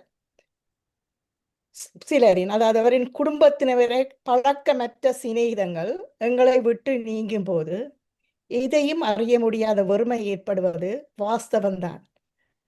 ஆயினும் வாழும் வரை வாழ்தல் என்பதற்கு இலக்கணமாக கலா வாழ்ந்திருக்கிறார். எவ்வளவு காலம் வாழ்ந்தோம் என்பதல்ல, எப்படி வாழ்ந்தோம் என்பதே முக்கியம் என்பதற்கு ஃபேஸ்புக் முழுவதும் நிறைந்திருந்த ஆத்மாத்மான அஞ்சலிகள் சான்றாகி நின்றன. லண்டனில் பாடசாலை ஒன்றில் ஒரு ஆங்கில ஆசிரியராக கடமையாற்றிய கலா இலக்கியத்துக்கும் மிகுந்த பங்களிப்பு செய்திருக்கிறார் என்பது வியக்கத்தக்கது. இவரது சில கதைகளை நான் வாசித்திருக்கிறேன். பாலியல் துன்புறுத்தல் போன்ற சமூகத்தில் புரையோடி போகியிருக்கும் விடயங்களை களைய வேண்டியதின் அவசியத்தை சுட்டிக்காட்டும் இவரின் சிறுகதைகள் வாசகர்களின் மனதில் தாக்கங்களை நிறையவே ஏற்படுத்தியுள்ளன என்பதற்கு இவருக்கு கிடைத்திருக்கும் வாசகர்கள் சான்றெனலாம். அதை போலவே தன்னுடைய அனுபவங்களையும் அவர் கதைகளாக்கி இருக்கின்றார். எழுத்தாளர் ஜோஸ்பின் பாபா அவர்கள் தொகுத்திருக்கும் அன்றல் முற்றம் என்ற 20 பெண் எழுத்தாளர்களின் சிறுகதை தொகுப்பிலும் சிறுகதை மஞ்சரி ஆசிரியர் கரவை மு தயாளன் அவர்களின் selected short stories from women writers என்ற ஆங்கில மொழிபெயர்ப்பு தொகுப்பிலும் இவரின் சிறுகதைகள் இடம்பெற்றுள்ளன. சிறுகதைகளுடன் கட்டுரைகளையும் எழுதி வந்த இவர் சிறுவர் இலக்கியத்துக்கும் தன் பங்கினை நிறையவே வழங்கியுள்ளார். தொல்புலத்தில் இருக்கின்ற சத்தியமனை நூலகத்தினர் வெளியிட்டு வரும் சிறு பொறி என்ற சஞ்சிகையில் மாணவர்களுக்கான ஆக்கங்களை எழுதி வந்திருக்கிறார். ஸ்டெம் கல்வி என்ற அமைப்பினருக்காக தன்னார்வ தொண்டாக மாந்தோப்பில் ஒரு நாள், ஜாமினியின் அதிசய உலகம், தங்கமீனும் வெண்முத்தும், கடற்கனிகளும் கடல் புறாக்களும், ரூபியின் கருணை போன்ற சிறுவர்களுக்கு நல்லியல்புகளை கற்பிக்கும் 10 கற்பனை கதைகளை செயற்கை நுண்ணறிவின் உதவியுடன் ஆன கண்கவர் படங்களுடன் எழுதியிருக்கிறார். அண்மையில் சிந்துபமா சந்திரசேனாவின் ஓவியங்களுடன் வெளிவந்திருந்த சோபா பீரிஸ் அவர்களின் சிங்கள மொழி நூலான ஒரு குட்டி குரங்கின் கதை என்ற சிறுவர் கதையை தமிழுக்கு இவர் மொழிபெயர்த்திருந்தார். ஒரு குட்டி குரங்கின் கதை என்ற அந்த மும்மொழி நூலின் ஓவியருக்கு 2025ஆம் ஆண்டின் சிறுவர் இலக்கிய ஓவியருக்கான அரச இலக்கிய விருது கிடைத்திருப்பது குறிப்பிடத்தக்கது. இவற்றினை விட 2004இல் ஆரோக்கியம் தொடர்பான விழிப்புணர்வை வழங்கும் ஐரோப்பிய நாடுகளில் உங்கள் ஆரோக்கியம் என்ற நூலையும் வெளியிட்டிருக்கிறார். மேலும் பாடசாலையை விட்டு விலகிய மாணவர்களுக்காக ஸ்டெம் கல்வி என்ற அமைப்பினர் இணையத்தில் நடாத்தி கொண்டிருக்கும் பார்ட் 1, பார்ட் 2 என்ற ஆங்கில வகுப்புகளிலும் கடந்த 3 வருடங்கள் கற்பித்திருக்கிறார். நூல் விமர்சனங்கள் மூலமும் நன்கறியப்பட்ட குலைக்காட்டு இளவரசி என தன்னைத்தானே அழைத்துக் கொள்ளும் தென்மராட்சியைச் சேர்ந்த கலா ஸ்ரீரஞ்சன் கச்சாவூர் புலவரின் மகளான புவனேஸ்வரி வேலாயுத பிள்ளை ஆசிரியையின் மகளாவார். கச்சாயூர் புலவரை கவிஞர் முருகையன், வீரமணி ஐயோர் ஆகியோர் விதந்துரைத்திருக்கின்றனர். அவரின் எழுத்துலக வாரிசாக கலா அவருக்கும் பெருமை சேர்த்திருக்கிறார் எனலாம். கலாவை பற்றிய சிறியதொரு குறிப்பை சிறுவர் இலக்கிய படைப்பாளர்கள் தொடர்பான ஆவணப்படுத்தலுக்காக கலா மருத்துவமனையில் இருந்தபோது அவரின் சம்மதத்துடன் எழுதியிருந்தேன். பின்னர் அவர் மறைந்த போது எழுத்தாளர் ஆவணப்படுத்தலாக வீரகேசரியில் தொடர்ந்து வரும் தொடருக்கும் அவரை பற்றி எழுதியிருக்கலாமே என எனக்கு வருத்தமாக இருந்தது. முடிவில் டிசம்பர் 28ஆம் தேதி அவரை பற்றி நான் எழுதிய ஒரு சிறு குறிப்பொன்று பிரசுரமாகி இருந்தது. கலா நினைவாக உதவ போகும் கோஃபண்டிற்கும் என்னாலான பங்களிப்பை செய்ய முடிந்தது என்பதிலும் அமைதியடைகிறேன். கலாவின் ஆன்மசாந்திக்காக பிரபஞ்சத்தை இறைஞ்சி விடைபெறுகிறேன். நன்றி, வணக்கம்.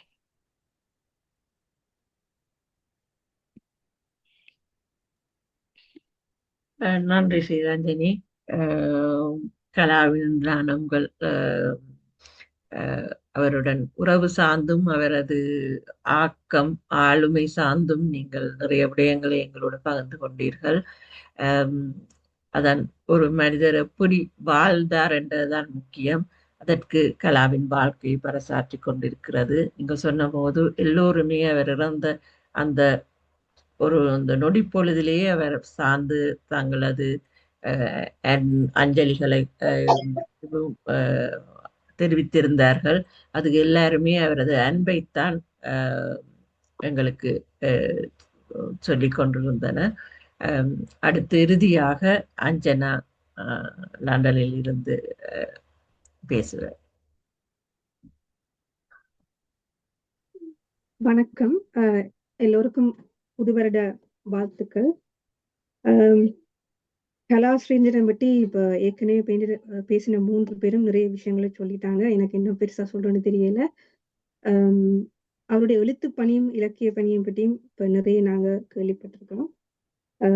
எனக்கு கலாவை ஒரு 4-5 வருடங்களாக தெரியும். நாங்க நேரடியாக கண்டு பழகி பேசியிருக்கிறோம். கூடுதலாக அந்த இலக்கிய கூட்டங்கள், பிம்பம் தயாரித்து வழங்கக்கூடிய கூட்டங்களை தான் நான் அதிகமாக கலாவை நான் நேரடியாக சந்திக்கிறேன். அப்பவும் அவ எல்லாருக்குமே தெரிஞ்ச ஒரு ஆளுமையாக இருந்தாலும் கூட ஒரு very down to earth personality, எந்த தற்பெருமையுமே இல்லாத ஒரு பர்சனாலிட்டி தானாகவே கண்டு என்ன கதைச்சு ஒரு ஃப்ரெண்ட்ஷிப்பை உருவாக்கினா. ஆனா அவரோட கூட நெருங்கி பழகுற அந்த வாய்ப்பு ஒரு சில மாதங்களாகத்தான் எனக்கு கிடைச்சது. என்னன்னு சொன்னா இன்னொரு குழு தமிழ் விமென் டெவலப்மெண்ட் ஃபோரம். நாங்க ஒவ்வொரு புதன்கிழமையும் சிறுகதைகள் எடுத்து ரிவ்யூ பண்ணி ஒரு வாட்ஸ்அப் கால்ல ஜாயின் பண்ணி கதைக்கிறோம் நாங்க. அப்ப அதுல வந்து கலாம் வந்து தன்னுடைய புற்றுநோய் சம்பந்தமாக எழுதப்பட்ட அந்த புத்தகத்தை முதலாக வந்து அதை பேசினதுல இருந்து அவவும் அதுல வந்து இணைஞ்சு ஒவ்வொரு புதன்கிழமையும் இணைய தொடங்கினா. சில சில கூட்டங்களை வந்து அவ லீட் பண்ணியிருக்கிறா. அப்ப அப்படி வரும்போது எனக்கு ஒவ்வொரு கிழமையும் அவளோட அந்த பேசுற அந்த வாய்ப்பு, மற்றது அந்த கூட்டம் முடிஞ்சா பிறகு சில நேரம் நானும் கலாவும் எடுத்து தனிப்பட்ட ரீதியில தொலைபேசியில எடுத்து கதைச்சிருக்கிறேன். அப்படித்தான் எங்களுடைய நட்பு வளர்ந்தது. அப்படி வளர்ந்து கொண்டு வர்ற நேரத்துல நாங்க ஒரு ஒரு குறிப்பிட்ட குறுகிய காலத்துல கொஞ்சம் நெருக்கமா வந்துட்டோம். நிறைய விஷயங்கள் என்னோட பேசுவா. அது அரசியல் சம்பந்தப்பட்ட விஷயங்களும் என்னோட பேசுவா. அதாவது ஃபெமினிசம் சார்ந்து, போஸ்ட் மாடர்னிசம் சார்ந்து நிறைய டிஸ்கஷன்ஸ் எங்களுக்குள்ள இருக்கும். அதே நேரம் எனக்கும் கலாவுக்கும் சில விஷயங்கள்ல வாழ்வியல் ரீதியா சில விஷயங்கள்ல சில ஒற்றுமைகள் இருக்கிறதால அது சம்பந்தமான அனுபவங்களையும் அவவும் நானும் பகிர்ந்து கொண்ட ஒரு விஷயங்களும் இருக்கின்றது. அவள் எனக்கு பிடிச்ச விஷயம் என்னன்னு சொன்னா அவள இருக்கிற ஆளுமை, அந்த லீடர்ஷிப் வந்து எல்லாருக்கும்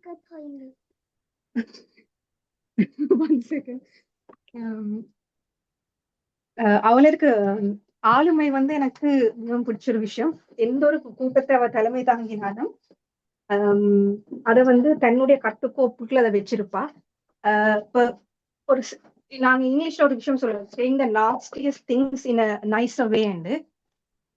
அத வந்து அன்னைக்கு கலாவுக்கு தான் அது அந்த அந்த ஆளுமை மிகவும் சிறப்பா இருக்கு. அதாவது ஒரு ஒரு ஹர்ட்ஃபுல்லான விஷயத்த அல்லது ஒரு ஒரு நெகட்டிவான விஷயத்த கூட நாசுக்கா சரியான முறையில அத நல்லதொரு தொழில அவ சொல்லக்கூடிய தன்மை வந்து கலாவுக்கு இருக்கு. எனக்கு நிறைய பேருக்கு அந்த உரையாடல் பக்குவம் வந்து நிறைய பேருக்கு இல்ல.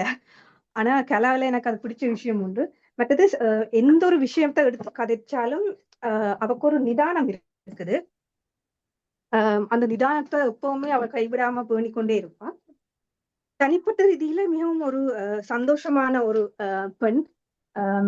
அவ வந்து மற்ற பெண்களோட பழகுறதா இருக்கட்டும், அதாவது மற்ற பெண்கள் வந்து தமிழ் பெண்கள் மட்டுமல்ல, இப்ப மற்ற இனத்தை சேர்ந்த பெண்களோடையும் அவருக்கு வந்து நெருக்கமான நட்பு இருக்கு. நிறைய இடங்களை சுத்தி பாக்குறதுக்கு விருப்பமான ஒரு பெண். அது எல்லாத்தையும் வந்து ஏற்கனவே மற்றவர்கள் சொன்ன மாதிரி முகநூல்ல அவ அடிக்கடி பகிர்ந்து கொண்டிருப்பா. அது எல்லாம் இப்ப எனக்கு கலான்னு சொல்ற நேரம் எனக்கு டக்குன்னு மனதுல வரக்கூடிய விஷயங்கள் அதுதான்.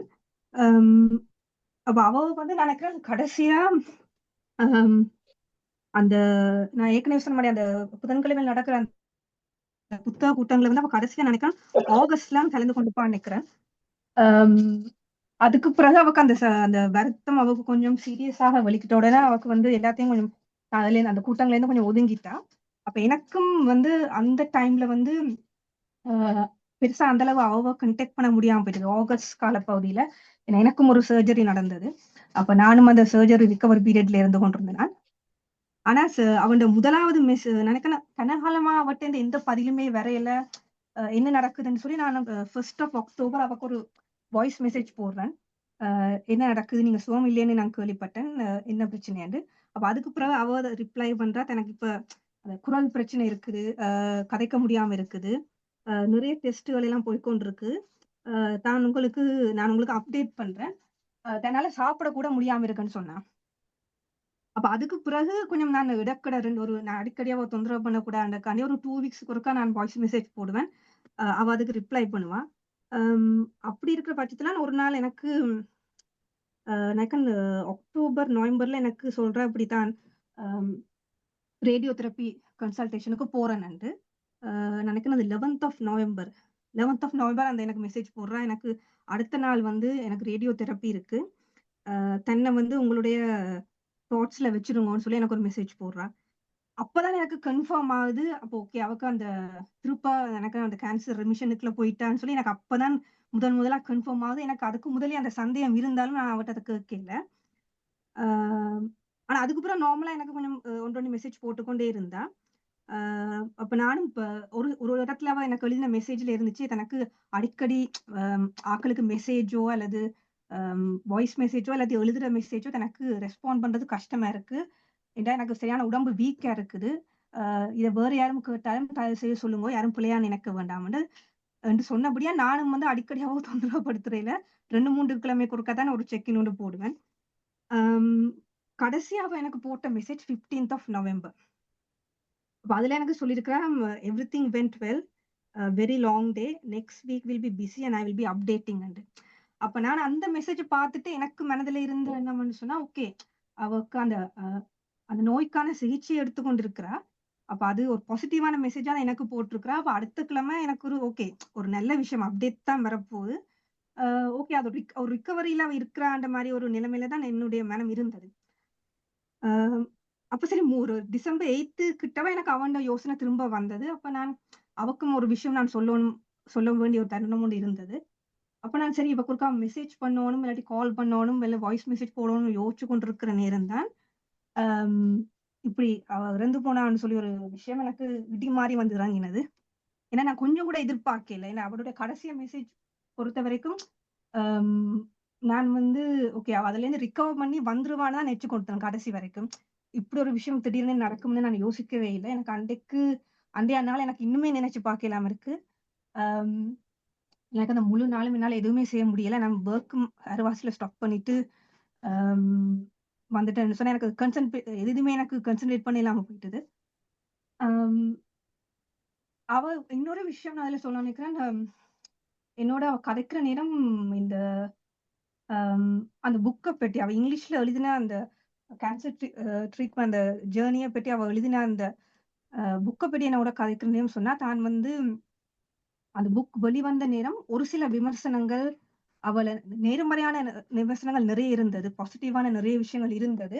ஆனால் சில ஒரு எதிர்மறையான விமர்சனங்கள் வந்து அது வந்து ஆங்கிலத்தில் எழுதப்பட்டிருக்கு என்ற ஒரு விஷயத்த தான் எதிர்நோக்க வேண்டி இருந்தது. சில பேர் அதையே நான் ஆங்கிலத்தில் எழுதுவான், தமிழ்ல எழுதினா என்னன்னு சொல்லி சில பேர் சொல்லியிருந்ததா எனக்கு சொல்லி புறப்பட்டு கொண்டா.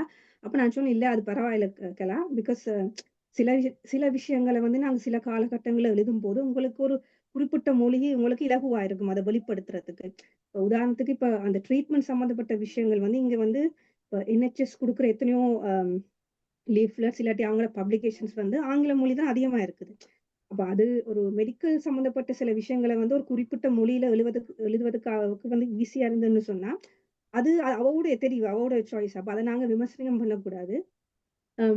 அப்ப நான் சொன்னேன், நீங்க தமிழ்ல அதை கொண்டு வர போறீங்களான்னு கேட்க, அப்போ சொன்னா நான் தமிழ்ல அதை டிரான்ஸ்லேட் பண்ண போறேன், அதுக்கான வேலையில் தொடங்கிட்ட மாதிரி தான் சொன்னேன். நினைக்கிறேன் அவன் அந்த வேலையில ஆல்ரெடி ஆரம்பிச்சிருப்பா. ஒருவேளை அது பாதியில ஒரு நின்ற விஷயமா இருக்கலாம். அவக்கு அந்த வருத்தம் கொஞ்சம் சீரியஸா போனதால சில நேரம் அதை அவருக்கு முடிக்க முடியாம போயிருக்கலாம்.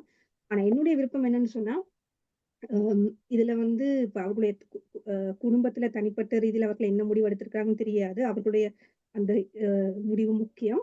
ஆனா அந்த அவ எழுத நினைச்ச அந்த நூல் தமிழ்ல வெளிவரணும்னு நான் நினைக்கிறேன். அது அப்படி வெளிவரதா இருந்தா பெண்கள் சந்திப்பு கூடாக எங்களுடைய முழு ஆதரவும் உங்களுக்கு இருக்கணும்னு சொல்றேன்.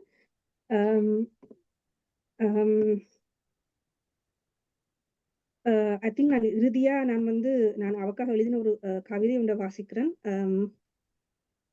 ஒரு ஏரி பெண்ணின் பேரமைதி பல சமயங்களில் உயிரை உலுக்கி விடுவது இடி முழக்கங்களோ அலறி அடிக்கும் புயல்களோ இல்லை, நிசத்தமான வேளையில் உறங்கும் மயான அமைதி, மௌனித்து போன கதைகள், காதில் ஒலிக்காத குரல்கள், பேசிவிடாத வார்த்தைகள். உன் பேரமைதியில் விடிந்த என் காலை இன்னும் நகரவில்லை, வற்றாத ஊற்றாய் உன் எழுத்துக்களை நான் காண இனி வழி இல்லை. ஆழி சூழ்ந்த உலகில் எங்கோ மீளா துயில் கொள்பவளே, என்னிடம் நீ விட்டுச் செல்லும் உயில் என்ன தேடி பார்க்கின்றேன், நிம்மதியா உறங்கு. ரெஸ்ட் இன் பீஸ் கலா.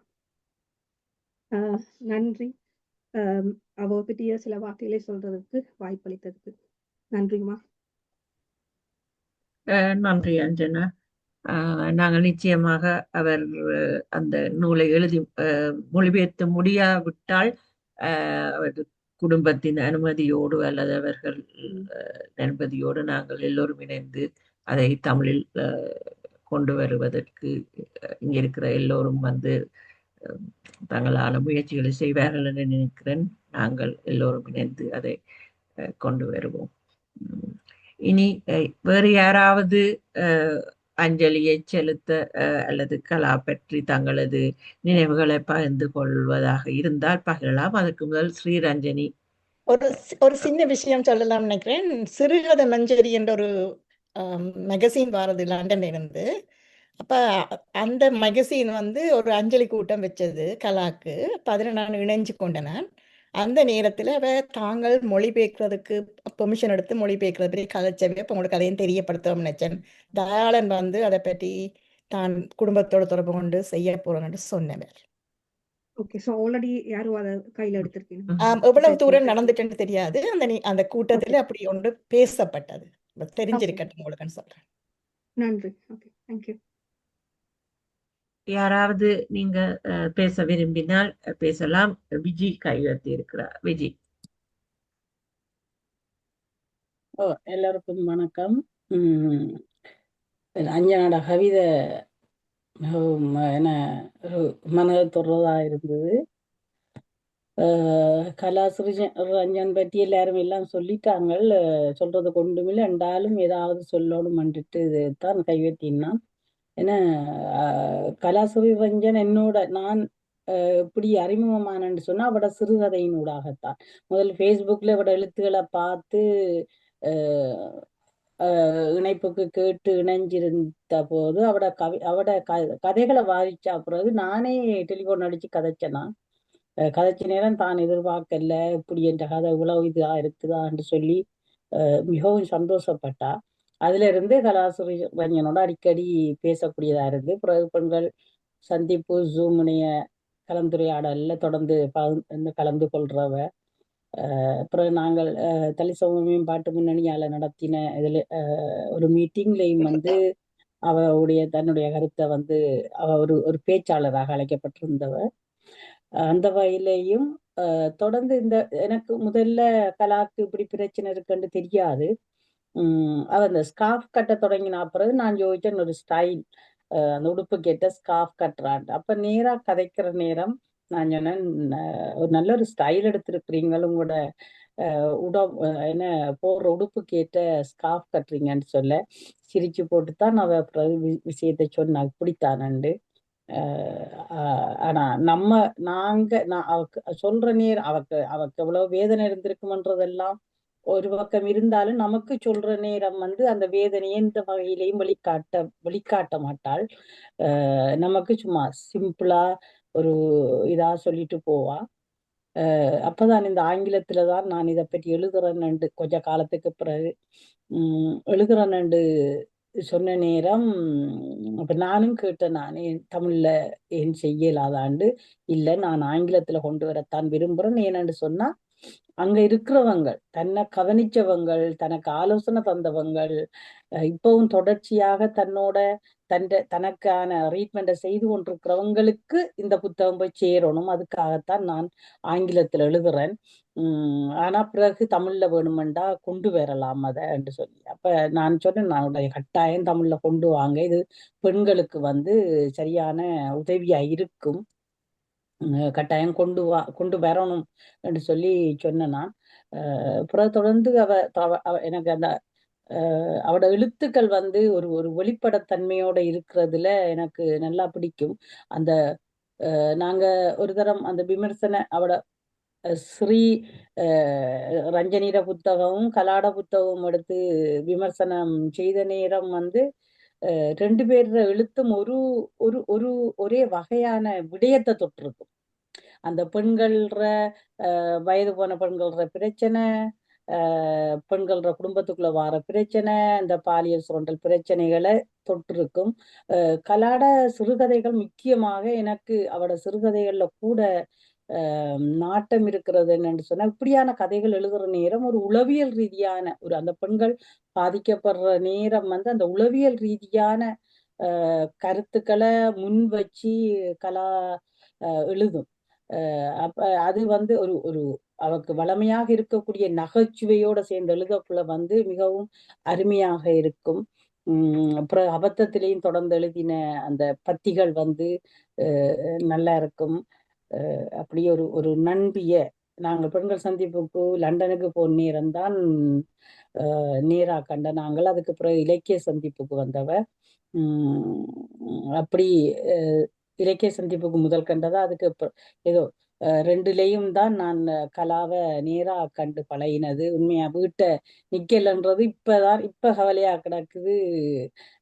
வீட்டை நின்றுக்கலாமே என்று சொல்லி ஆனா சொந்தக்கார வீட்டுல நிக்க வேணுமென்று தான் கலா இங்க நிக்காம போனது. லண்டன்ல கண்ட நேரம் எங்களை சரியான தூரம் நாங்க போற இடம்.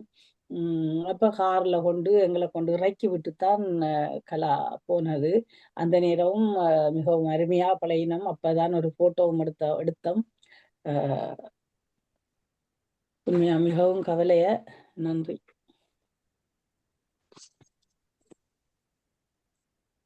நன்றி விஜி.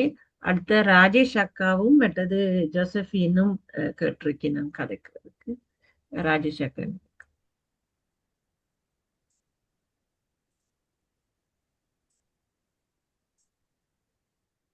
அன்முட்.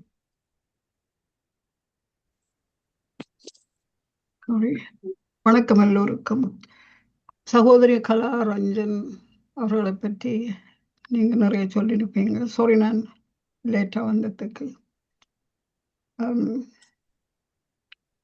என்னுடைய அனுபவம், அவ ஒரு பரந்த மனப்பான்மை உள்ள பெண்மணி. ஏனென்றால் அவருக்கு என்ன தெரியாது, எனக்கு அவ தெரியாது. ஒரு கூட்டத்துல தானா வந்து பேசினவனோட கதைச்சவ, இந்த புத்தகங்கள் வாய்ச்சிருக்கணும்னு சொன்னவ. ஸோ அந்த மாதிரி சில பெண்கள்லாம் இருக்கிறாங்க, வாசிச்சாலும் ஒன்றும் சொல்லாம போறவங்க. அவ தானா வந்துலாம் சொன்னா. தட்ஸ் அபவுட் 5-6 years ago நினைக்கிறேன். ஆனால் அவருக்கு இந்த கேன்சர் 2013 இருந்து இருந்திருக்குது. எங்களுக்கு தெரியாது.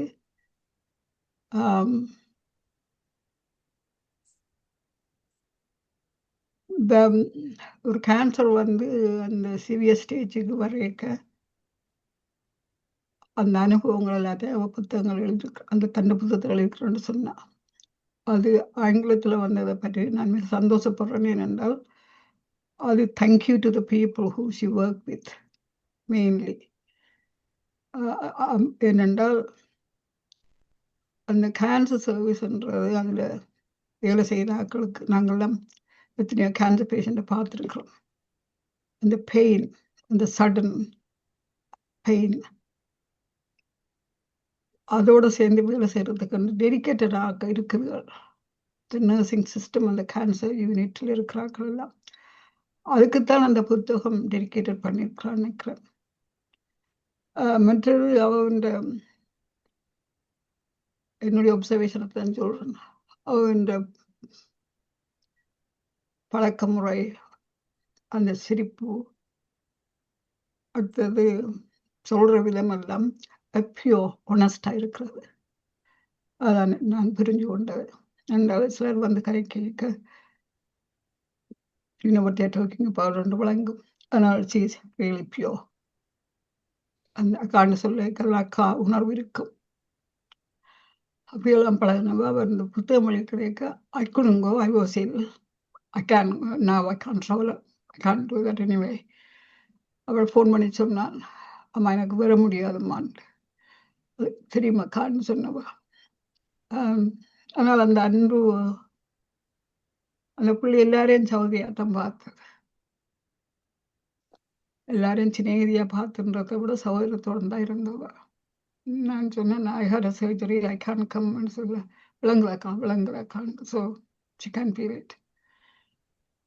நாங்கள் என்ன இழந்தோம்னா கலா ரஞ்சன் என்றது அப்பால அவங்களுக்கு தந்த சில என்ன பொறுத்தளவில் ஒரு சொற்ப காலம் என்றாலும் வரையக்க வந்து கட்டிப்பிடிச்சு பணம் எடுத்து அந்த touch, the smile, so sad, so sudden. It's not sudden. Medical இருந்தவங்களுக்கு எல்லாம் இதெல்லாம் திரும்ப கண்டாச்சு. ஆனாலும் பெயின்ஃபுல். நம் ரியலி மன்னிச்சு கொள்ளுங்கோ, நான் 3 மணிக்கு கூட்டம் பண்ணி கொண்டிருந்துட்டேன். Because I'm not well, because சுருண்டு படுத்திருந்தேன் நான். last night I through I'm doing the best I can to be healthy anyway. என்னுடைய மனமார்ந்த ஆழ்ந்த அஞ்சலிகள் குடும்பத்துக்கும் பிள்ளைகளுக்கும் சிநேகிதிகளுக்கும். இந்த புத்தகம் தமிழ்ல வருவோம்ன்றது எடுக்கலாம். ஆனால் இங்கிலீஷ்ல வந்ததுன்றது ஒரு சர்ச்சைக்குரிய விஷயமா நான் பார்க்கல. ஏனென்றால் ஷுட் பி இன் இங்கிலீஷ். ஏனென்றால் அவங்க வாழ்க்கை எங்களோட பழகிறத விட பெரும்பாலான வாழ்க்கை அவ இங்கிலீஷ் ஆக்களோட பழகணும். அவன் வேலை, ஃப்ரெண்ட்ஸ், அந்த ஹாஸ்பிட்டல், அந்த சர்வீஸ். அடுத்தது யங் ஜெனரேஷனுக்கு தெரிய வேணும் இப்படியெல்லாம் அவர் கேட்க இவ்வளோ அன்பாக இந்த சொசைட்டியை நடத்திருக்கின்றதை விளங்கணும். அப்போ நாங்கள் நிறைய எழுதி வச்சிருக்கோம் தமிழ் எல்லாம், அதில் டிரான்ஸ்லேட் பண்ணோன்று இருந்தாலும் மிச்சமெல்லாம் எங்களுடைய போகுது. அதில் இங்கிலீஷில் எழுதுனது நல்லது. அடுத்தது இந்த பெண்கள் சந்திப்பில் அவன் கதையோ அல்லது எதையோ எடுத்து ஒரு ஸ்பெஷல் மீட்டிங் வச்சு அண்டர்ஸ்டாண்டிங் கலான்ற மாதிரி சொல்லுங்க. ஏனென்றால் நான் பார்த்த விதமாக மற்ற பார்க்கணும், நீங்கள் பார்த்த விதமாக இன்னொரு பார்க்கணும் வேண்டிய இல்லை. Everybody has a different experience with each other. அதுக்கு அங்கால என்ன சொல்ல முடியும் என்றால் நாங்கள் இந்த வகையிலையும் ஏதோ ஈடுபட்டு கொண்டு தெரிகிறோம். ஆனால் இள வயதில் அவ போனது மிக மிக துக்கம். இழந்தது நாங்கள் கலா ரஞ்சி என்ற ஒரு அருமையான சகோதரி. என்னை பொறுத்தளவில் சிநேகிதம் உங்களுக்கு இருக்கலாம். என்னை பொறுத்தளவில் எனக்கு பொம்பளை பிள்ளை இல்லை, எனக்கு பொம்பளை பிள்ளை இல்லைன்ற விருப்பம். பொம்பளைகள் என்னோட அக்கான்னு சொல்ல எனக்கு வந்து சந்தோஷம். Because I only have one sister. மற்ற 2 பேரும் செத்து போச்சுனா. ஸோ எனக்கு இந்த 2-3 தந்ததுக்கு நன்றி உமா, நன்றி. நன்றி ராஜேஷ் அக்கா. கலான்றது அன்பைத்தான் எங்களோட பகிர்ந்து கொண்டா நாங்கள் அந்த அன்பாக அவரை நினைவு கொள்வோம். இனி ஜோசபின் கதைக்கு கேட்டிருக்கிறார். அனைவருக்கும் வணக்கம். I am Josephine. இந்தியாவிலேருந்து தமிழ்நாட்டில் திருநெல்வேலியிலிருந்து கதைக்கேன். பல பொழுதும் இலங்கையில் நீங்கள் பெண்கள் கூட்டங்கள்லாம் அமைக்கிற கூட்டங்களில் நானும் பார்ட்டிசிபேட் பண்ணதுக்கான ஒரு வாய்ப்பை வந்து கலா தான் என்னை நினைவுபடுத்துவாங்க. நீங்களும் வாங்க, ஜஸ்ட்டு லிசன் பண்ணுங்க. சில நிகழ்ச்சிகளுக்கு எனக்கும் புத்தகம்லாம் விமர்சனம் பண்ணதுக்கான வாய்ப்பையும் உருவாக்கி கொடுத்துருக்காங்க. அதே மாதிரி அவங்க சிறுகதை தொகுப்பு இந்தியாவில் உள்ள ஒரு பப்ளிஷர்கிட்ட பப்ளிஷ் பண்ணும்போது என்னையும் கம்பல் பண்ணாங்க, நீங்களும் அந்த நேரம் ஒரு புக்கு வெளியிடுங்கன்னு. அப்போ இயல்பா நான் கொஞ்சம் ஈஸியா சோர்வாகுத ஆளு. அவங்க ஃப்ரெண்ட்ஷிப் வந்து என்னை எப்பவுமே வந்து கொஞ்சம் கூட பாசிட்டிவா நகர்த்திச்சு, கொஞ்சம் கூட இன்னோவேட்டிவா திங்க் பண்ண வச்சுச்சு. கலா இல்லைன்னு சொல்லது இப்ப கூட நம்ப முடியல. கலாவை நேர்ல பார்க்க முடியலையேன்னு சொல்லி ஒரு வருத்தம் நிறையவே இருக்கு. ஆனா லாஸ்ட் 5 years வந்து வீக்லி ஒன்ஸாவது ஏதோ ஒரு வகையில நாங்க கம்யூனிகேட் பண்ணிட்டே இருந்தோம். அவங்க இந்த ஏஐ இல்லை பிக்சர் ஜெனரேட் பண்ணதுக்கும் நான் ஏதோ ஒரு வகையில நான் ஒரு அவங்களுக்கு ஒரு பக்கபலமா இருந்தேன். ஏன்னா நான் இங்க ஒரு விஸ்காம் டீச்சரா இருந்ததுனால எனக்கு சில விஷயங்க இது சார்ந்து அவங்க கூட கதைக்க முடிஞ்சுது. அப்படி நல்ல ஒரு ஃப்ரெண்ட்ஷிப் மாறி மாறி ஸ்கில்ல வளர்த்துக்கிட்டே இருந்தோம். அப்புறம் அவங்களோட நல்ல ஒரு நேச்சர் வந்து எல்லாரையும் அவங்கவங்க நேச்சர்ல அவங்க அக்செப்ட் பண்ணுவாங்க. எல்லார் மேலேயும் ஒரு அன்பை வச்சிருப்பாங்க. ஒரு விமர்சனத்துக்கு அப்பாற்பட்டு எல்லார்ட்டையும் ஒரு அன்பை காட்டுவாங்க. நிறைய விஷயங்கள் அவங்கள்ட்ட இருந்து நானுமே இருந்தேன். அப்படி நல்ல ஒரு ஃப்ரெண்டை வந்து இழந்தது ஒரு பெரிய ஒரு கவலையா போச்சு. இந்த நேரத்துல என்னுடைய ஃபியூ வேர்ட்ஸையும் ஷேர் பண்ணதுக்கு நீங்க வாய்ப்பு அளித்தீங்க. மிக்க நன்றி அக்கா. தேங்க்யூ. நன்றி ஜோசபின். இனி மோகனதர்ஷினி கையெழுத்து இருக்கிறார்.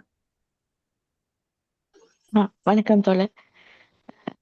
கலா அவங்களோட புத்தகத்தின் மூலம் எனக்கு அறிமுகமாகல. அவங்களோட எந்த புத்தகத்தையும் வாசிக்க கிடைச்சதில்லை. ஆனா யாரையுமே அப்ரிஷியேட் பண்ற, அதாவது சமூக செயல்பாட்டிலேயோ அரசியல்லையோ எழுத்துலையோ இருக்கிற ஒரு பெண்ணை ஊக்குவிக்கிறதுல அவங்களுக்கு ஒரு அருமையான குணம் இருந்தது. அத வந்து சொல்லுவாங்க. அவங்களாவே வந்து என்னோட இன்பாக்ஸ்ல பேசினாங்க. ஒவ்வொரு பெண்கள் சந்திப்புல இல்ல ஏதாவது ஒரு கூட்டம் பொதுவான இதுல அவங்க ஞாபகப்படுத்துவாங்க, இதுல வந்து கலந்து கொள்ளுங்க அப்படின்னு. அவங்களுக்கு நடனம், அபிநயம் அதெல்லாம் கொஞ்ச நாள் படிச்சிருக்கேன் அப்படின்னு சொன்னாங்க. அப்ப நான் ஒரு பாடல் அனுப்புனேன் அவங்களுக்கு பாடி. அத நீங்க அபிநயம் பிடிச்ச அனுப்பணும்னு அவங்க எழுதுற ஒவ்வொரு போஸ்ட்லயும் இன்னொரு பாடலுக்கு அபிநயம் பாக்கி இருக்கு அப்படின்னு. அப்பதான் சொன்னாங்க அவங்க நோயால பாதிக்கப்பட்டிருக்குது. அதனால இன்னும் அந்த ரெக்கவர் ஆகல, உடல் வலிமை இல்லாம இருக்கு அப்படின்றத சொல்றாங்க. எந்த ஒரு விஷயத்திலையும் இயல்பா டக்குன்னு ஒட்டிக்கொள்ற ரொம்ப கருணையும் அன்பும் அவ்வளவு வார்த்தைகள்ல அந்த அவங்க பேசுற வார்த்தைகள் அவ்வளவு அன்பா இருக்கும். அது ஒரு தடவை கூட பார்த்தது இல்ல, எதுவும் பேசுனதும் கூட இல்லையா இருக்கும். செட்ல தான் நாங்க பேசியிருக்கோம், வாய்ஸ் மெசேஜ்ல பேசியிருக்கோம். அவங்கள பார்க்கும்போது அந்த அவ்வளவு வலிகள் நாங்க இங்க பாக்குறோம். ஒரு புற்றுநோயால பாதிக்கப்பட்டவங்க எல்லாம் இப்படி வாழ்க்கை மீது நம்பிக்கை இழந்து போறாங்க, மனிதர்களை நேசிக்காம அந்த நோயிலே அவங்க இவ்வளவு ஒரு தன்னம்பிக்கையோட அந்த நம்பிக்கைய மத்தவங்களுக்கு கடத்துறதுல அவங்க ஒரு முதன்மையான பெண். அவங்க இறந்த போது நான் ஒரு கவிதை எழுதியிருந்தேன்.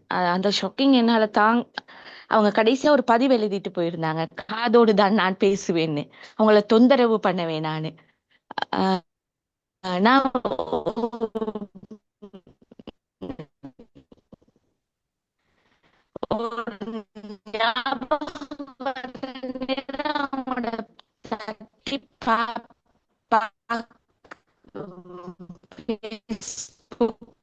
பாக்குறது புதுசா ஏதாவது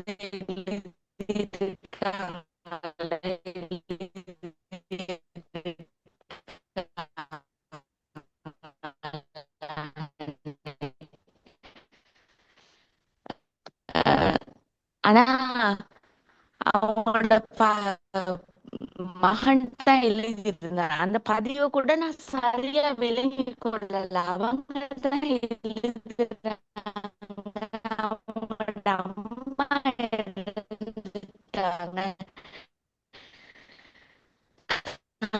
அப்படின்ற மாதிரி. 1 வயதுல இறந்து போனார். அப்ப பர்சனல் பகிரும்போது அவங்களோட கலா எழுதின அவங்களோட பேசுற போது அந்த நான் எழுதின கவிதையை நான் சொல்ல, நிதி வீசும் எத்தனை புயலாயினும் மாற்றி உள்டு அழுக்கின் கசப்பை உப்பின் வாசனையாக, உப்பு அலைகளின் ஒலிக்கீற்றை போல ஒரு நொடி இருந்தாலும் கூட ஆழத்தில் மட்டுமே, மேல்மட்டத்தில் நுரைகளாக தளர்ந்து போய்விடும். அவள் யாரின் இருளையும் கண்டு பயப்பட மாட்டாள். இருளை தன் ஆழத்தின் நட்சத்திரங்களாக மாற்றக்கூடிய பேராற்றல் அவளுக்கும் உண்டு. கடல் போலவே அவள் அறிந்திருந்தாள், என்னை அணுகுபவர்கள் எதை கொண்டு வந்தாலும் அதை என் நிறமாக மாற்ற முடியும். தன் வழிகளை வழிகாட்டியாக எழுதி சென்றவள். அதனால்தான் அவள் கடல். அவளோடு உறவாடுபவர்களுக்கு நம்பிக்கையையும் அன்பையையும் ஒரே தருணத்தில் உணர வைக்கும் அளவற்ற நீளத்தின் பெண். அவங்கள பார்க்கும்போது அப்படிதான் தோணும், ஒரு கடல் மாதிரி. அவங்களோட நோய் யார கிண்டல் பண்ணும் போதோ இல்ல அதை பத்தி கேட்கும் போதோ வருத்தப்படுவாங்க. ஆனா அதுல அந்த கோபமே இல்ல. அது மனிதர்களை அந்த இயல்பான பலவீனங்களோட ஏற்றுக்கொள்ள தெரிஞ்ச அவங்களோட இழப்பு எல்லாருமே செயற்பாட்டுல இருக்க எல்லா பெண்களுக்குமே ஒரு அனுசரணையான பெண்ணோட இழப்பு எல்லாருக்குமே ஒரு அந்த இறந்த நாளன்று அந்த டைம் லைன் ஃபுல்லாவே இருந்தது. அவங்களோட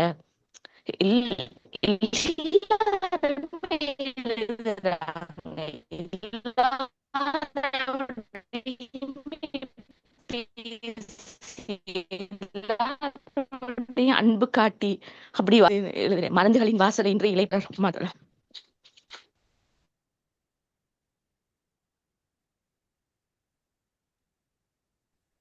தோழர், நான் முடிச்சுட்டேன்.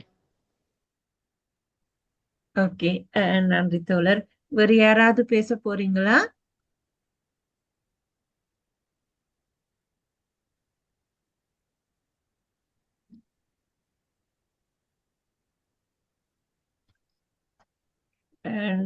நன்றி. வேறு யாராவது பேச போறேன்னு சொன்னா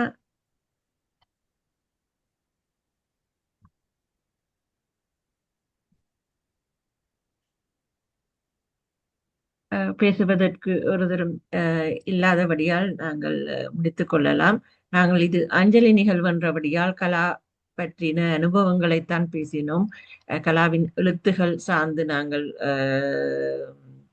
பெரிதாக பேசவில்லை. ராஜேஷ் அக்கா முன்மொழிந்த மாதிரி நாங்கள் அது சார்ந்தும் பிறகு பேசலாம். கலாவின் சிறுகதைகள் விஜி ஏற்கனவே சொன்ன போல வந்து இந்த பெண்கள் எதிர்கொள்ளும் மன உளைச்சல்கள், ட்ராமா போன்றவற்றை பேசி நிற்கின்றன. அது மட்டுமல்ல, சாதிய ஒடுக்குமுறைகளோ அல்லது இந்த சாதியம் சார்ந்து நமது சமூகத்தில் பார்வை எப்படி இருக்கின்றது என்பது பற்றியும் அவருக்கே உரிய அந்த நகைச்சுவை உணர்வோடு அல்லது அது யதார்த்தமாக சில விஷயங்களை அல்ல நடந்த கதைகளை சொல்லும் போது அது இயல்பாகவே வந்து அந்த யதார்த்தத்தை வந்து பிரதிபலித்து செல்ற மாதிரி, அதாவது பாலியல் துஷ்பிரயோகம், சிறுவர்கள் மீதான துஷ்பிரயோகம் போன்ற விடயங்கள், அதே மாதிரி வந்து ஒரு இரட்டையர்களுக்குள்ள இருக்கிற அந்த ஒரு பொசிட்டிவ் தன்மையை வந்து ஒரு கதையில சொல்லி இருப்பா. அதெல்லாம் மிகவும், ஏனென்றால் இந்த பெண் எழுத்தாளர்களின் எழுத்துகள் வந்து பெரிதாக பேசப்படுவதில்லை. நாங்கள் பெண்கள் சந்திப்பில் கலாவின் சிறுகதையை செய்தோம். ஆனால் பரவலாக வந்து அந்த நார்மலான வெளிகள்ல வந்து ஆண்கள் ஒரு புத்தகத்தை எழுதினாலும் அவர்களை எழுத்தாளர்களாக கண்டுகொள்வார்கள். ஆனால் பெண்களை கண்டுகொள்வதில்லை. அதுபோல் எனக்கும் நான் இது அவரது அஞ்சலி நிகழ்வு என்ற வழியாக வந்து அவர் பற்றின அவரது நேர்மறையான, அவரது நம்பிக்கையூட்டும் அவரது நினைவுகளோடு நாங்கள் இந்த நிகழ்வை செய்தோம். ஆனால் கலா என்ற ஆளுமையின் எழுத்துகள் பற்றியும் நாங்கள் ஒரு முறை நாங்கள் தொடர்ந்து பேச வேண்டும். என்றால் கலா என்றும் நம்மோடு வாழ்ந்து கொண்டிருப்பார். அவர் இறுதியாக வந்து நான் காதோடுதான் நான் பாடுவேன் என்று கூறினாலும் அவர்கள் எமது நெஞ்சோடு எப்போதும் வாழ்ந்து கொண்டிருப்பார். அவரது எழுத்தில் அல்லது அவரது புன்னகையில் அவரது நம்பிக்கையூட்டும் சொற்களில் வாழ்ந்து கொண்டுதான் இருப்பார். இந்த நிகழ்வில் கலந்து கொண்டு கலாவுக்கு அஞ்சலி செலுத்தின அனைவருக்கும் நன்றி கூறிக்கொண்டு நான் இந்த நிகழ்வை முடித்துக் கொள்வோம். நன்றி.